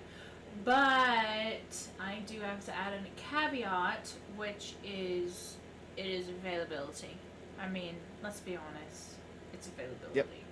And I hate admitting that. I want to say, oh, it's because the Xbox S is just the superior, console in gamer wars and console wars, and Xbox is superior. No, it comes down to availability. And then PlayStation, I still don't have a PlayStation 5. Pete's got one. I don't got one. Are you joking? That's not a PlayStation 5. That's just a PS4 with a PlayStation 5 unit. It's a refrigerator. Like, with the casing. It's gigantic. I just literally took the gubbins of the PS4 and just put them inside of a PS5 case. Oh my gosh. To make it look like it was cool. That's probably what I'll have to do. Yeah. Buy a shell on eBay. But anyway, Brent has put, I don't think that it is that big of a deal. Probably more. The series were available due to shortages. That's exactly it. Yeah. But Xbox has still only sold 10% of the total PS5s. I mean, I do not hide that I am an Xbox fangirl. I just am through and through, and I'm gonna be probably for a long time. Which is weird because I started out as a PlayStation fangirl. But having said that, I'm also very logical, and I know that this is based on availability. Of course it is. Although I do like Nana's point, which is Japanese like the Xbox S because it's small, which is important in Japan for some reason. It is very important. Space is a luxury in Japan. I love Japan. God's sakes. What? Oh, I just thought of the Family Guy joke. Oh gosh, what? What dare I ask, Pete? Just don't, because no. It's It's basically the joke where they're talking about the two Japanese women who have small everything. Oh my goodness. That's what I mean. Oh, Like, it's bad. I just He pictured is that a when I saw terrible that comment. person. I've gone with the South Park one. It's like, oh, you have very, very big penis. Oh my gosh. No, that's a story for that's a different podcast. Okay. God, I love South Park. Anyway, back to our original point, which is This milestone is notable due to the Xbox family's famously soft sales figures across the generations in Japan. That's the thing. I mean, the Japanese culture as a whole, they're very, very loyal and all that kind of stuff. This really comes down to availability. And I'm ignoring chat right now. Well, Nana's just put, yeah, that sounds like Family Guy and South Park. Yep. So, according to the recent report, as of February, only 2.3 million Xbox consoles have been sold in Japan across all generations. Yeah. That's not a lot. It's not a lot at all. Like, at all. But, I mean, the Japanese culture is very loyal to their native consoles. Not necessarily. Wow. Ooh. The vast majority of these were Xbox 360 sales, of which there were 1,616,128. That's More than crazy. half. That's Definitely more than half, because crazy. half would be around 1.15 million. Yeah. That's crazy. But I'm not going to say I have a theory. Mm-hmm. I may have an explanation. Okay. So I want you to cast your mind back to the Xbox 360 era generation, in which My favorite era, yes. where we were getting some absolutely behemoth Japanese software such as Blue Dragon and Oh, Lost yes. Odyssey I love Blue that were Dragon. I thought Blue exclusive Dragon to the was system. French. Was that not French? Okay. Oh no, it was Japanese. I have before. Blue Dragon. I love it. I absolutely love Anyway. it. Anyway, yes. So now think forward to the Xbox One generation. Right. Not And the think greatest. of how little Japanese developed games there Yeah. were. 100%. You are absolutely correct, Pete. Now, Mm-hmm. cast your mind to how it is on the Xbox One X and the Series S and the S, and the fact that they've managed to develop some deals with some very notable Japanese publishers, They have. such as Square Enix. Mm-hmm. And I'm not even going to claim to pronounce the name of which the studio is, but the Yakuza team. Yes. Yes. Which are huge in Japan. Yeah. So I think that I think the software definitely helps hardware sales, and it's very much Oh. proving that point within the Japanese market. I think that's very true. I mean, for many decades, Western gamers have clamored for Japanese games. And whereas the American distributors have said no to Japanese games.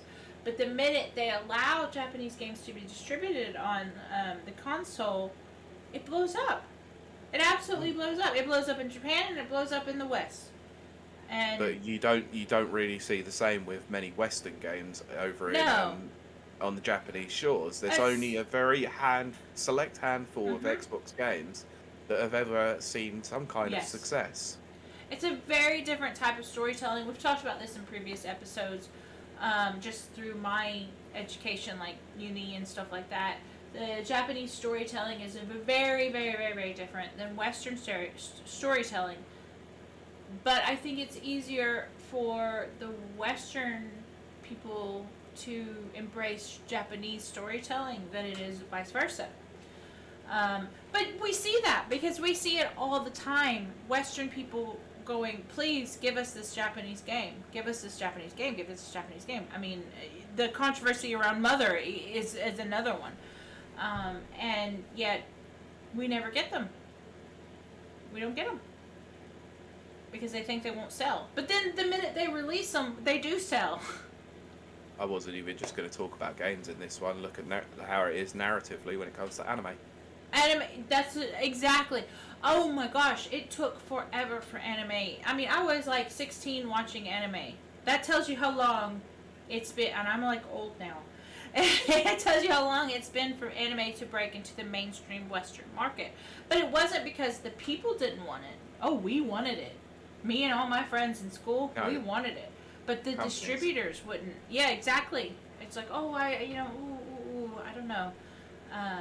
So I hope with the new generations and the whole digital age, digital downloads as opposed to CDs or whatever. Yeah. Physical media. I hope we see a lot more Japanese media because we want it, Mm-hmm. And I think that will help sales. There's another point that was raised in here, and actually I think it's quite an interesting point. Mm-hmm. So this is the final line of the entire article, because I decided to skip forward. So it says, following Microsoft's acquisition of Bethesda last year, Spencer also called the acquisition of Tango Gameworks as part of that deal a great step towards achieving Xbox's ambition in Japan. Yes. Exactly. That's why I brought it up, because I thought it was incredibly relevant. It is very relevant and very true. Oh, there's such an untapped market there. And it goes both ways. Like, I keep talking about Western gamers wanting Japanese stuff. I'm very sure there are Japanese gamers who want Western stuff. Oh, yeah, of course. And it's just, we've got to bridge that gap. We need to share. We do. Yeah, absolutely, yeah. Yeah. So, we're going to move on to the final story of the week. Yes, because we have reached now 9 o'clock at night. We have, yeah. And Pete has to go to work in the morning. Doesn't necessarily matter for those people who are listening on board. I know, but I'm thinking about... any time of the day. I know, but I'm thinking about you and me. We have to work tomorrow. I know. Oh, I'm fully aware of that. Yeah. It's been worse. I'll have to write myself up if I'm late. It might be worse next week. Ooh, that's going to be good. But we'll talk about that later. Yeah. So the final story is one that a particular person in our audience currently on Twitch may be interested to hear. Ooh. But it probably has already heard about it. Sony provides update on God of War Ragnarok. Oh, accessibility. Yes. Sony Santa Monica has revealed more than 60. Yes, you heard that. 60 new features. So Sony has provided an update on God of War Ragnarok's accessibility features in the new blog. This is what annoyed me about the article, though. Right. But there's still no official word on a release date. I like to think... Thank you so much, Latino Heat. They said enjoyed the stream. Great information. Thank you so much. Thank you for joining us. Thank you very much. I like to think that... how do I say this? Ragnarok is... God of War is such a leading series. It is well known. It's well known above, among everyone. I want to see them lead the way, sure. Especially on the PlayStation. We've talked about this before, and we've talked also with Brent, who is in the audience tonight, who is our champion of accessibility. Why I mentioned it. Yes, exactly. Microsoft leads the way in accessibility, and yes, as a fangirl, I'm like, yay, Microsoft! Yeah. But I want to see... I think mainly because... I was going to say, I think they mainly lead it on the system OS level, whereas it looks like software level, Sony are doing it a lot more. Well, I want to see, that... I don't have a dog in the fight of who's better than, each other. I don't care about console wars. That's so beneath me. I do not care. But I like the idea of, gaming's for everyone. And so if PlayStation wants to take the lead with God of War and do like an accessibility. Go for it. Holy Please crap! do. Yeah, Need to see it. absolutely. I'm not gonna lie, actually. There's a lot of Mhm. these features actually that even as someone who's not non-visual Mhm. impairment or any sort of accessibility issues myself, these are great features anyway. So let's go into it. And chat. Yes, Yes, thank you, Brent, for further reiterating your chaddiness at this point. that's true. Brent is the So, Chad, the reigning Chad. any he is. He beat down a deadbeat Deadbeat. punk. We need to talk about Who that episode, by the hasn't? way. Yeah, who hasn't slipped it? We'll do that after the show. Yeah, I know, but yeah, Let's talk after about the that. actual show, we'll Yeah. talk about that because I need to talk about that. So the accessibility features, which includes a high contrast mode and the ability to increase the size of an in-game text and quest icons, has been present across other PlayStation Studios games, such as The Last of Us Part 2. Some of the features have been carried over from the PC release of God of War, which came out this year, which also introduced auto sprint and other accessibility features. So, I don't know if we're going to be able to go through every single one of these, but It's we'll quite go a through lot. a few. Yeah, it's quite a lot. Like I It said, is. 60 of them, and we're running short on time. Whew. So, Yeah. in addition to this, a new audio described version of the game's reveal trailer has been revealed and can be watched below, which is on the article, of course. That's a great option. It really is. Yeah. Yeah. God of War's Ragnarok's release date is still on track for 2022. One of the game's lead developers recently claimed, "Why don't you just say Corey Barlog?" Yeah, exactly. I Oh, love he does him. here. That's why. Oh, okay. In April, developer Sony Santa Monica published a video in which series head Corey Barlog So asked great. fans to remain patient on news of the upcoming God of War sequel. The video led to some concern that the God of War Ragnarok release date could have slipped. However, the game's animation director, uh, Bruno Velazquez, Sure. later confirmed Ragnarok is coming this year. So you can read a full list of accessibility features revealed today. So let's have a look. So we said about the auto sprint. Mhm. So you can sprint while the stick is held and stopped when released. I like that option because I've Yeah. always liked that in various FPSs such as Time Splitters. That was baked in system level in the PS2 That in is that pretty game. cool, yeah. Same with the aiming as well.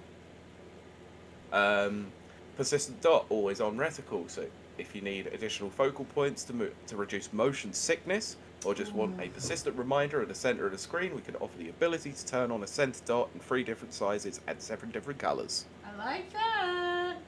Aim style, you can choose to either hold or toggle on and off the aim stance. Also another thing that was at a system level in Time Splitters 2. Oh my gosh. Yes, Well, I there played you go. Time Splitters 2 very, very recently, okay? Mhm. I forgot how good that game actually is. Isn't it inside another game? It is, but I actually played the Xbox Series X version. Oh, okay. No, I need to get into that anyway. We'll talk about that probably more Yes. afterwards. I'm definitely going to talk about that more afterwards. Block style. You can choose to use either hold or toggle on and off the shield stance. Yeah, I'm not going to lie, I would have liked that in the game. Yeah, for sure. So, new to God of War Ragnarok. Subtitle and caption size. This is the one that always gets me. This is something I've always wanted. Got to go fish fry with my parents. Nice, Oh. enjoy. Yeah, have fun, Brent. Lucky. Fish Make fry. sure that you go back and listen to the audio version or the VOD so you can check out some of these features. There you go. So, subtitle and caption size, we have increased our maximum text size and added new scaling. This includes an extra large text size to make subtitles and captions more readable. We have also dedicated a larger text area to match TV and movie subtitle standards. That's cool. Which is something that's always annoyed me since the HD generation of games, is the fact The that tiny little. despite TVs getting bigger, subtitles have gotten smaller. Yes. And menus have gotten smaller. Yes. Like, menu text has gotten smaller.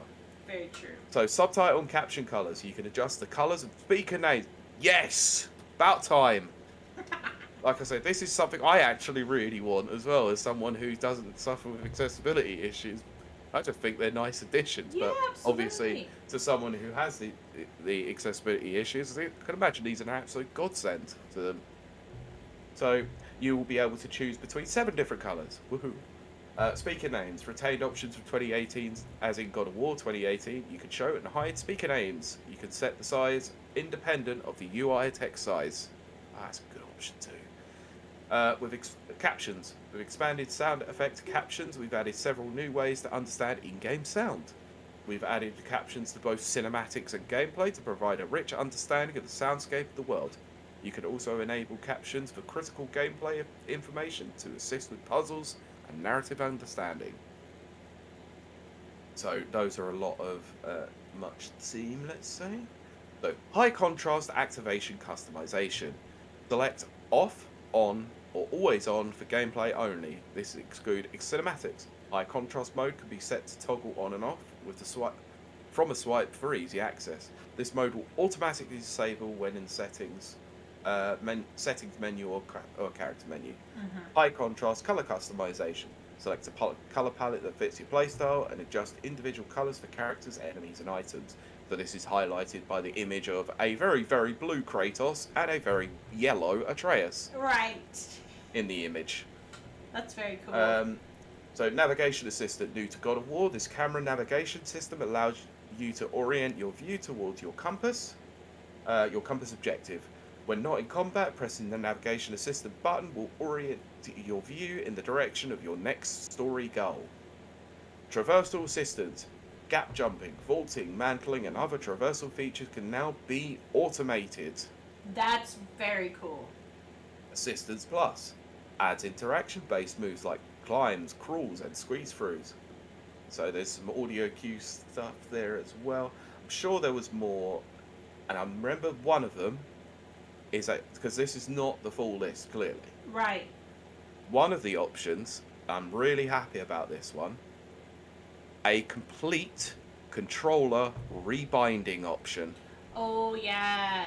I think more games should have that, and if you do, but that's such a big deal. Absolutely. I love controller mapping. I love the fact that you can change quite a lot of stuff within games, but I feel like it's now become very secondary to the point that these controls have now started to become incredibly more complex. Yeah, I mean, I'm looking at you, Red Dead. I always think it's weird that I never punched my horse. Like everybody else did, but I never did. No, I just like the idea, like, to be able to go into a game like Red Dead 2 and just go, And change the... yeah, I will remap that problematic I- controller thing that I have, you know, like punching a horse. Well, I mean, always for me, now this is more in the past, not so much now, obviously, but switching between Halo and Fallout, which is something I frequently do, or used to do, the jumps are opposite buttons. Yeah. And so I would get so hung up on Halo because I would play that more, you know, like multiplayer and stuff like that. And then I'd switch over to Fallout, and I just could not, like, my brain couldn't make the transition, and so remapping it was great, you know? So I like to see that more and more, to be honest. Yeah, I was also going to say, when you have your moments for playing Destiny and then go back to playing Halo. Oh, gosh. Yeah, see, back in the day, Pete and Kieran and I would go from... We'd play Destiny and Halo, although we started to play Halo more. But I would play Destiny 2 on my own. And so I'd be playing Destiny 2, not multiplayer, but like, you know, like shooting, whatever it's called. Competitively? Yeah, I don't know what it's called. Yeah. And we'd all get together to play Halo, and it was like, my brain would just fry. Why can't I double jump? Yeah, exactly. Where's my double jump? Why is the buzz back on right stick? Exactly. Oh my gosh, yes. Melee kills me every time in Halo because I'm so stuck in Destiny 2, or was anyway. So, I mean, what was it back in the day in Halo? I think it was either R2 or it was the stick. I can't I'm remember. sure it was. I'm absolutely certain. Yeah. It's the bumper. Anyway. Yeah. Anyway.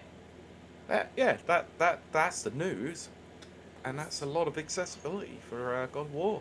God of Which War is- Ragnarok as well. It's So I'm great. really happy about. Yeah, like it's really, really good, and I think we're gonna wrap it up because it's like Yeah. it's 9:15 at night. Yeah, I'm getting tired. I'm very tired, and But it's also the fact that my room is now getting very dark and It's this bright very light dark. is getting intense. It's still bright here. Sorry, give me a second. I'm going to turn my actual light on. Okay, you do that. Great for audio listeners, of Yeah. course. There you go. Wow, it's almost like nothing happened. Ah, a little bit. I can see you got a haircut. Oh yeah, it's taken you that long to notice because the How light's often been off. do you get haircuts, Pete? Once every couple of months. Really? Almost every time I see you, you've got a haircut. Not always. No. This was done during. When was this done actually? Last Saturday. Right. Okay. I'm due for Yes, one. I actually had it for last week's show, but you didn't notice I because we had guests on. notice. Yeah, it was really it. But I am noticing it now. It looks great. I definitely need a haircut. Oh my gosh. Yeah, it's been a while. It's So- been 2 years for me. So my hair doesn't grow as long, let's say. Mhm. It just grows thick to start with Right. first. So yeah, once it gets to a certain thickness, I'm like, yeah, it needs to be cut. Yeah.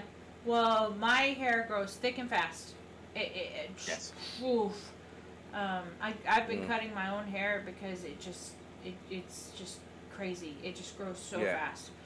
So I had this cut just over a week ago, Mhm. and it already feels like the back is a number 2. Oh my gosh. That's what I mean. It grows quite thick, quite fast. I once knew a guy who got his hair cut every week. Yeah, so did I. Yeah, see, he enjoyed that short, one or whatever. I don't It know wasn't the even just numbers, that. It's but- just that this guy I know is Mhm. just like, yeah, he just really liked the feel of a fresh Yeah. haircut. That's yeah. I would put this other guy like that. Oh, he's very, very like anal, like everything has to Very be just so. particular about his appearance. Very particular. Yeah, and it's like Yeah, this okay. guy was as well. Yeah, it's like So, but Alright, anyway, dude. let's. Shall we close the show out because we have a couple of things we need to talk about as well. yep. Okay. You want to close the show out? That then? was a signal for me. Okay, we enjoyed, guys. I'm so tired. Thank you for sticking by us. We have enjoyed this episode very much. It's been so much fun. We had a great chat. Thank you guys. Thank you to our listeners, as well as our watchers. Kieran's not here to defend our listeners, our champion for the listeners, but Oh, hopefully, I've made sure of it. yeah, Pete's done well, and hopefully Kieran will be back because we have a great show coming up that I really want him to be part of. But Pete, where can they find you out there in the Neverland? You can find me on the internet on the Twitter mostly, which is at Pete Beckett1, spelled BECKETT, and the number 1. I'm sure you all know that by now. Still have to do it. Yeah. But you can also keep your eye out for a Never Watchers episode coming out this week, where we're going to be covering Falcon and the Winter Soldier episode 3 and 4. I shall keep my opinions to myself. Yes. Where can they find you?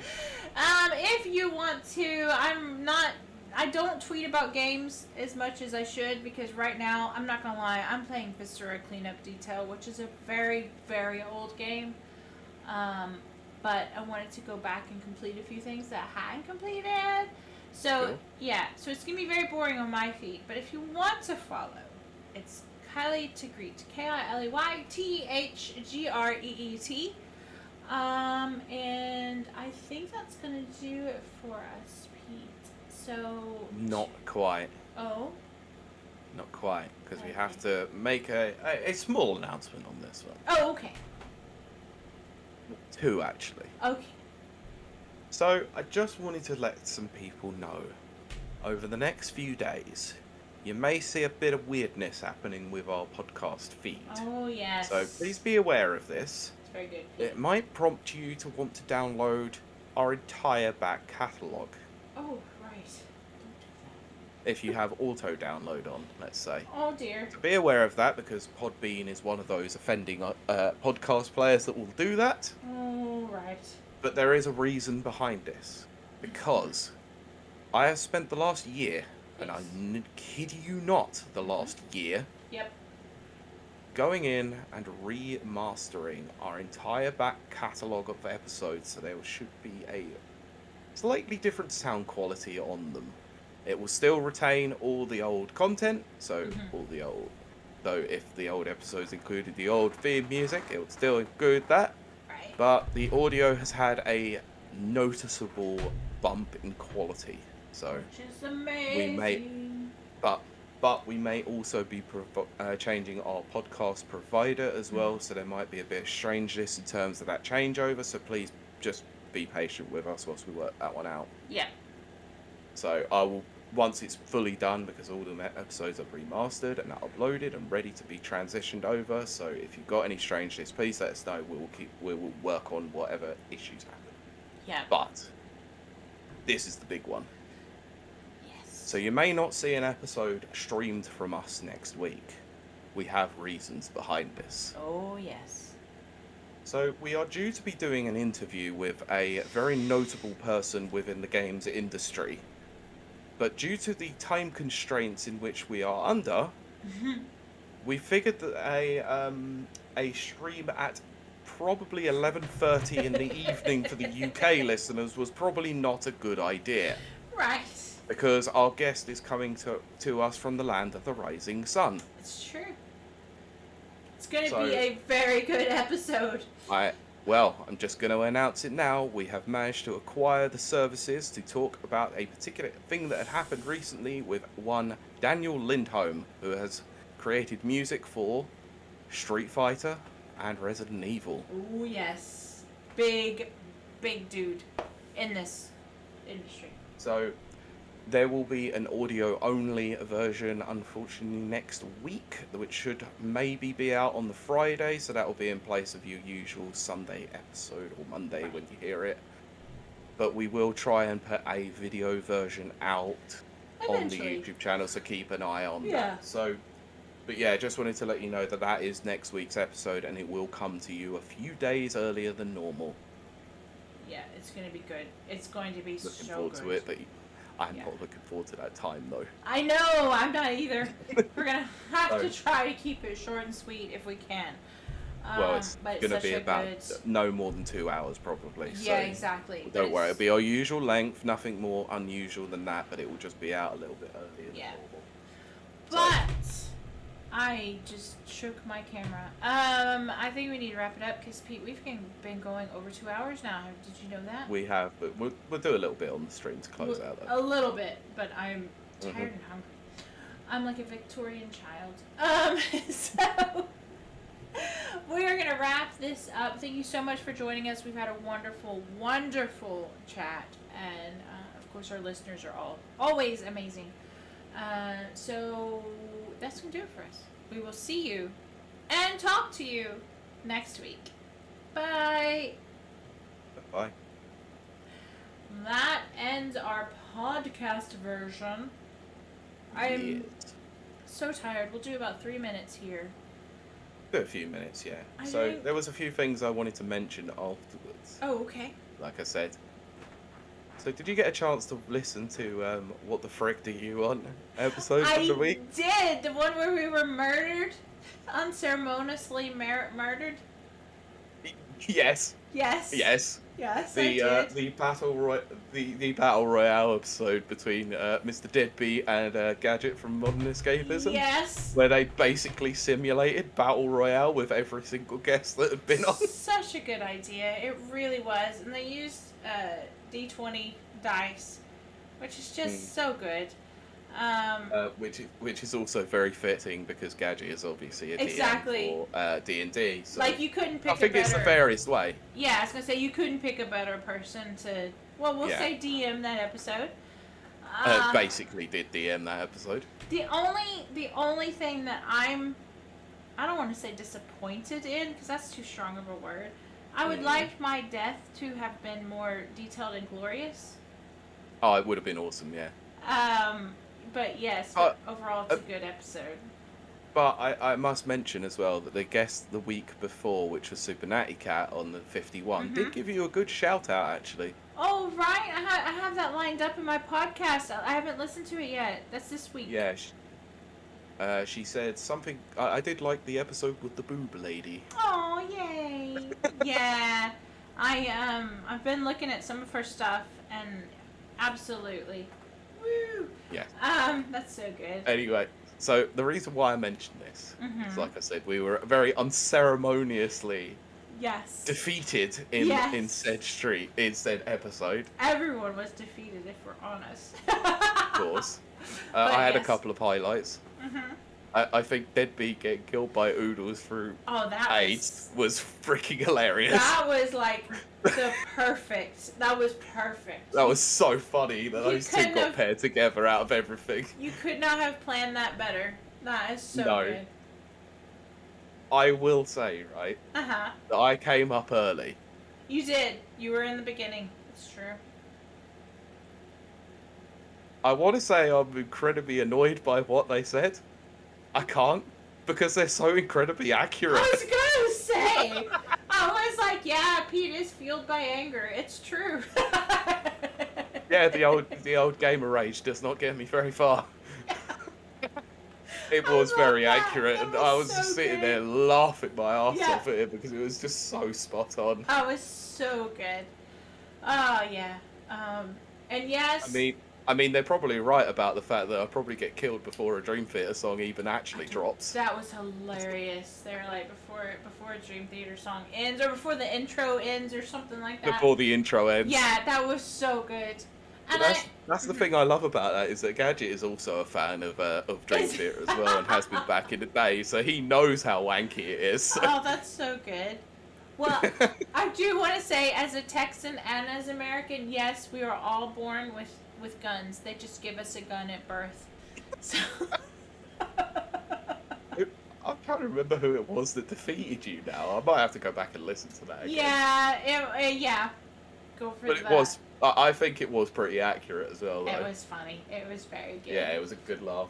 I liked when they said that I was probably the strongest of everyone, and would probably in real life beat everyone. Yeah, because it's true. It's true. I mean, you are an actual fighter. Exactly. Whereas most of the people in that fight, all they've ever done is had a scrap outside of a pub. Oh, I love it. It was such a good episode.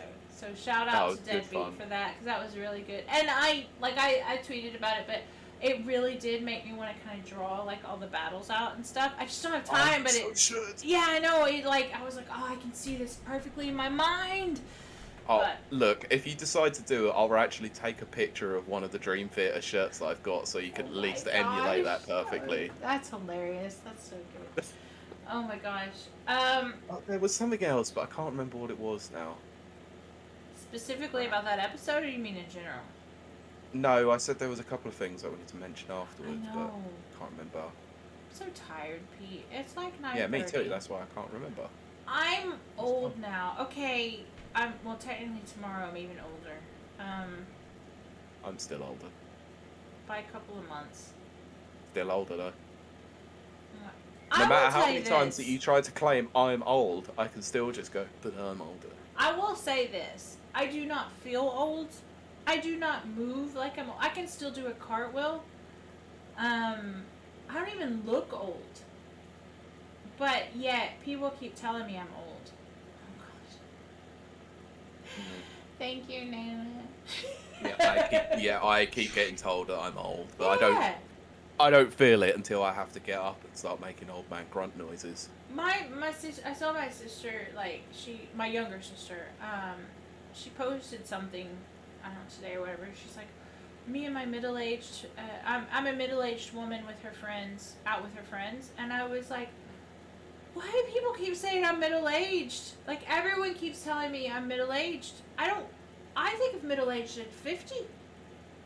Because it's the middle of 100. I would say 45. Okay, I mean, I could pull it back to 45. I'd go by the average life expectancy. I mean, right, okay, so I'd say 45 to 50 is middle-aged, in my mind.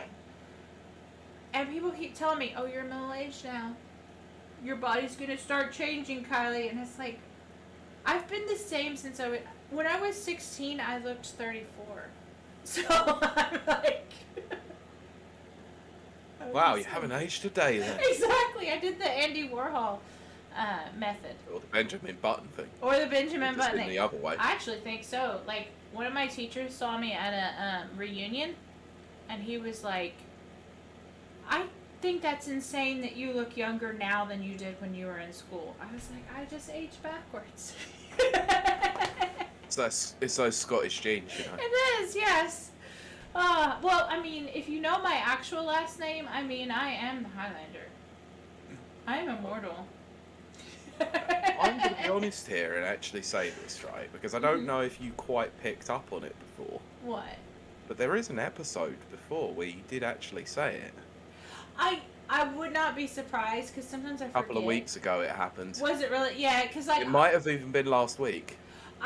Oh, probably. I forget when I'm selling my books, because my books are under my actual name. Yes, it was last week. Yeah, because you were talking to Michelle about it. Yeah, and see, I'll forget, and I'll just be like, oh, go buy this book. And it's like, oh, crap, you just gave your real name away. But Kylie Wilde is a stage name. Real smart, yeah. But I like it, so I'm going to keep it. But I love my actual birth name. I remember my mom going, I've never met anyone who loves their name so much, but I can't help it. I like my name. Well, you definitely are a very proud Scot. I am very proud. I am very proud to be Scottish. Absolutely. Which is funny, because I've been thinking all week, I think it was Michelle who asked me, but she's not the only one who's asked me. People have asked me this before. If you love Scotland so much, and if you're so proud to be Scottish, why did you pick Belfast? I don't actually know. The only thing I can think of is when you leave home, when you first leave home, and you leave it for good. If you're like me, now not everybody's like me. Some people are homebodies, and that's fine. You want to go as far away as you can from your family. Because you want to be like, I did this on my own and blah, blah. I still have family in Glasgow. You know, I go to Scotland all the time.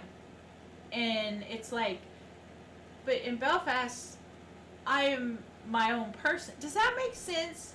Is that just an excuse? No, I know exactly what you mean. As someone who's had to deal with living in the shadow of his brother constantly, it's so you want that feeling. Yeah, you want to leave. You want to expand. You want to say, I did this on my own. I love Scotland. I go to Scotland all the time. I have a camping spot there that is very beloved to me. A whole town that is very beloved to me. My family castle is up there. But Belfast is my home. And I think it's because strictly it's away from all connections of my family, which is just weird. It's a weird thing, I think. I wouldn't say it's overly weird. It's like you have like places in the world, like, you know, Texas, kind of Canada, you know, and over in Scotland, that are all linked to your family. I mean, and one side of your family is evangelical, and all that's why I don't live in Texas. All a bit wacky, let's say. And then you have the Canadians that, like, I don't know why, but they really enjoy the boot of Trudeau. Oh gosh. And then in Scotland, I mean, they're always drunk, so yeah. I mean, it fits your personality perfectly. Well, the funny thing is, like, Canada. Thanks, Pete. Canada was where I was originally gonna go, until I found out that I had permission to just live anywhere in the UK. But Canada is cold all the time. Like, yes, Belfast and Scotland are cold. They are. There's no denying that. But Canada is cold all the time. Like, it never stops being cold. I'm not quite cut out for that. I like this little few weeks of summer we get in Belfast. You know? It thaws me out. And stuff. But I love the island of Ireland. I just realised something. What? So you've put the Twitch stream, and you've wanted to call it News Blast. What did I say? You called it New Blast. Definitely a new blast to the face. might even just have to call the episode it now, just for New just for content, just for continuity's sake, Oh of my course. gosh. Yes. My goodness, Kylie, you can't be trusted with anything, can you? No. No. No. Mind you, I probably should have been doing my job and checking that properly. This is what I'm saying, people. This show does not get done without Pete. He does all the behind-the-scenes stuff. I just show up and drink a lot and giggle. Not even behind the scenes, it's right in your face. It's right in your face. Right in your face. And then when Kieran's here, he and Pete get it done. They get the job done. We get work done. Yeah. It's funny to watch Pete and Kieran work. And I'm just like, glug, glug, glug, glug, glug, drink, drink, drink. You guys keep on working. I'll introduce you. It's not even just that. It's literally the planning meetings where you'll just be silent for like 15 minutes. Oh, yeah. And then you'll just come out with some incredibly random thing to say. Just random. I'm like, not even paying. Like, they'll be talking, like, all business and stuff. And I'll just be like, yeah. I'll be like, oh, I shot a guy in the face because I'm playing Halo or whatever. That can get very confusing very quickly. Oh, it can. It can. I mean, I miss our Halo sometimes days. I do wonder if you've just flown back to Texas randomly. We literally need, all three of us, we need to play Halo again. I miss it. But Kieran's under a lot of pressure right now, and he's doing the whole growing up, being an adult thing. Boring. At uni. Yeah, that's what I mean. No. I'm not an adult yet, so. I don't know why you were just being coy about it. Yeah, he's in finals week. That thing. I'm not being coy. I just don't remember the name. Or whatever it's called at uni. Whatever. He's in That his final thing. semester. Yeah, where he's gonna be like, woo! I can make tons of money. Oh. I'm a grown up. I finally finished. Oh no, I can't get a job. Yeah. And I'm like sitting here with half a semester left on my stupid degree. I will get it one day. And yeah, I'm sitting here with no university education whatsoever. But you got a good job. You got a job. All right job. Just you got a good job. I've got an okay job. Yeah. It just doesn't require a degree. That's and I also fine. don't have a mountain of debt. I was gonna say, I mean, the whole reason, and I say this for our whole audience, because we have an international audience as well, the U.S. people. The whole reason I haven't finished my degree, that I still have one semester left, is because I didn't want to go into debt.